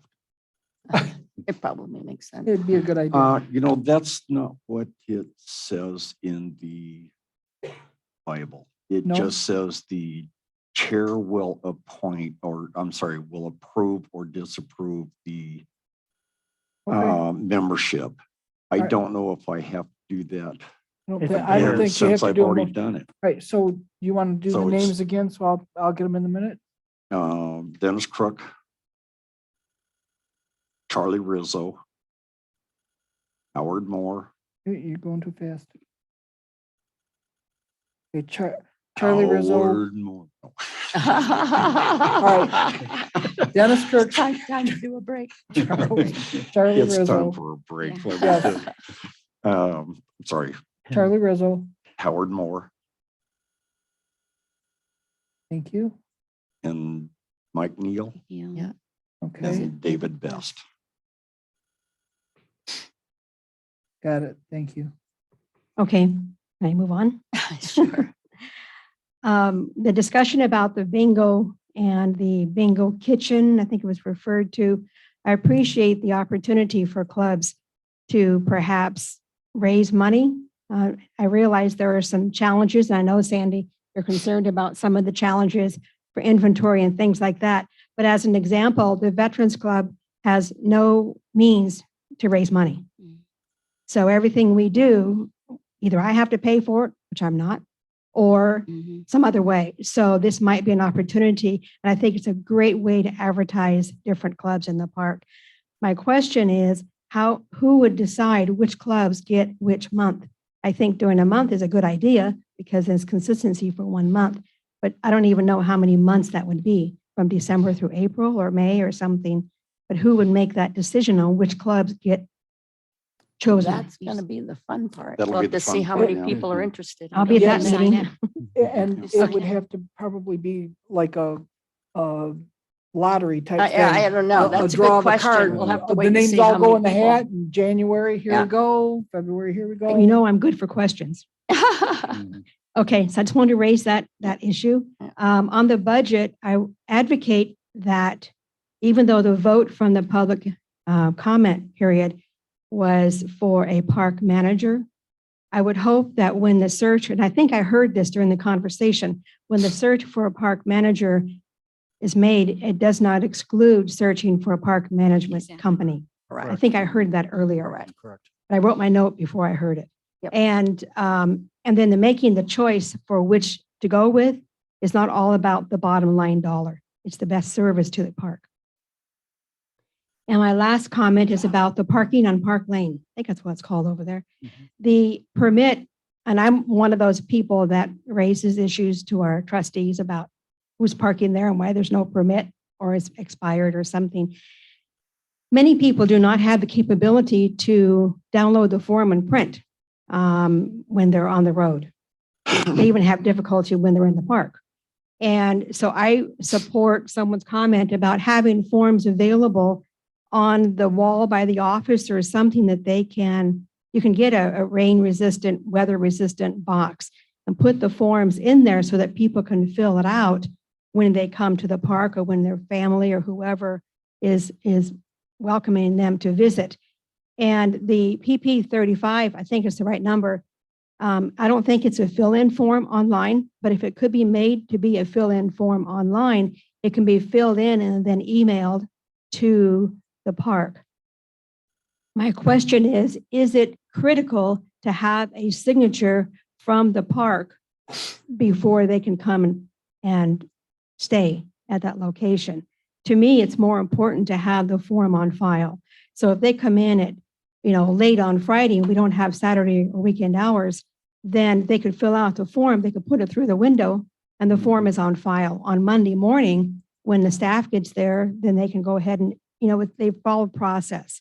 So I don't think it's critical to hang something up just because there's not a staff or a trustee signature on that. And I would hate to put that additional burden on the trustee to have to do that either. I just don't think it's that critical. They can take care of it on Monday. And I think there should be in the PP, there should be a hyperlink to the form so people don't have to go search for it. I think that's all my questions and comments. Thank you. Thank you. Do I have any other resident comments? Do I have anybody on Zoom?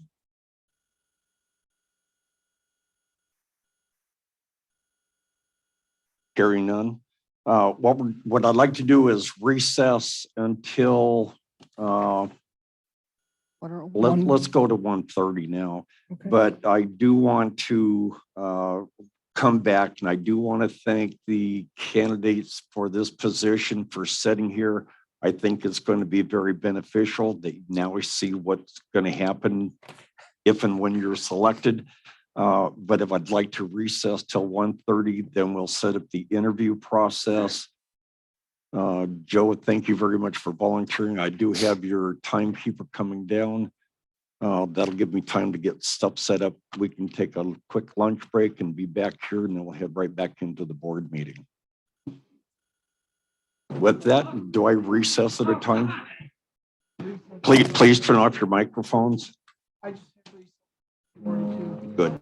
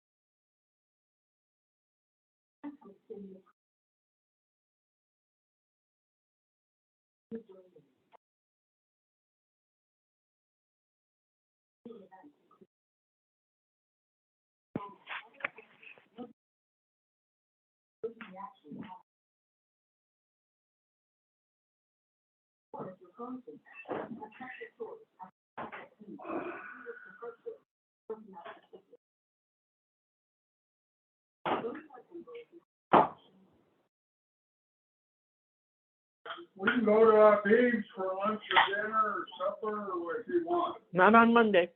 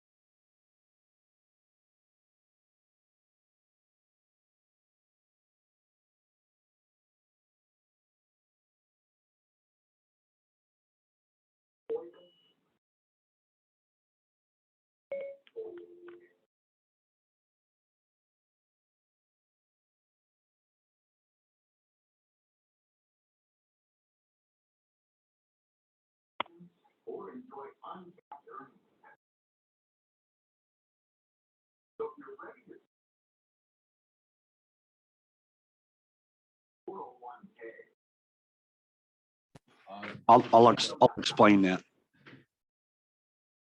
Because he could have been the moderator. Not legally. Okay.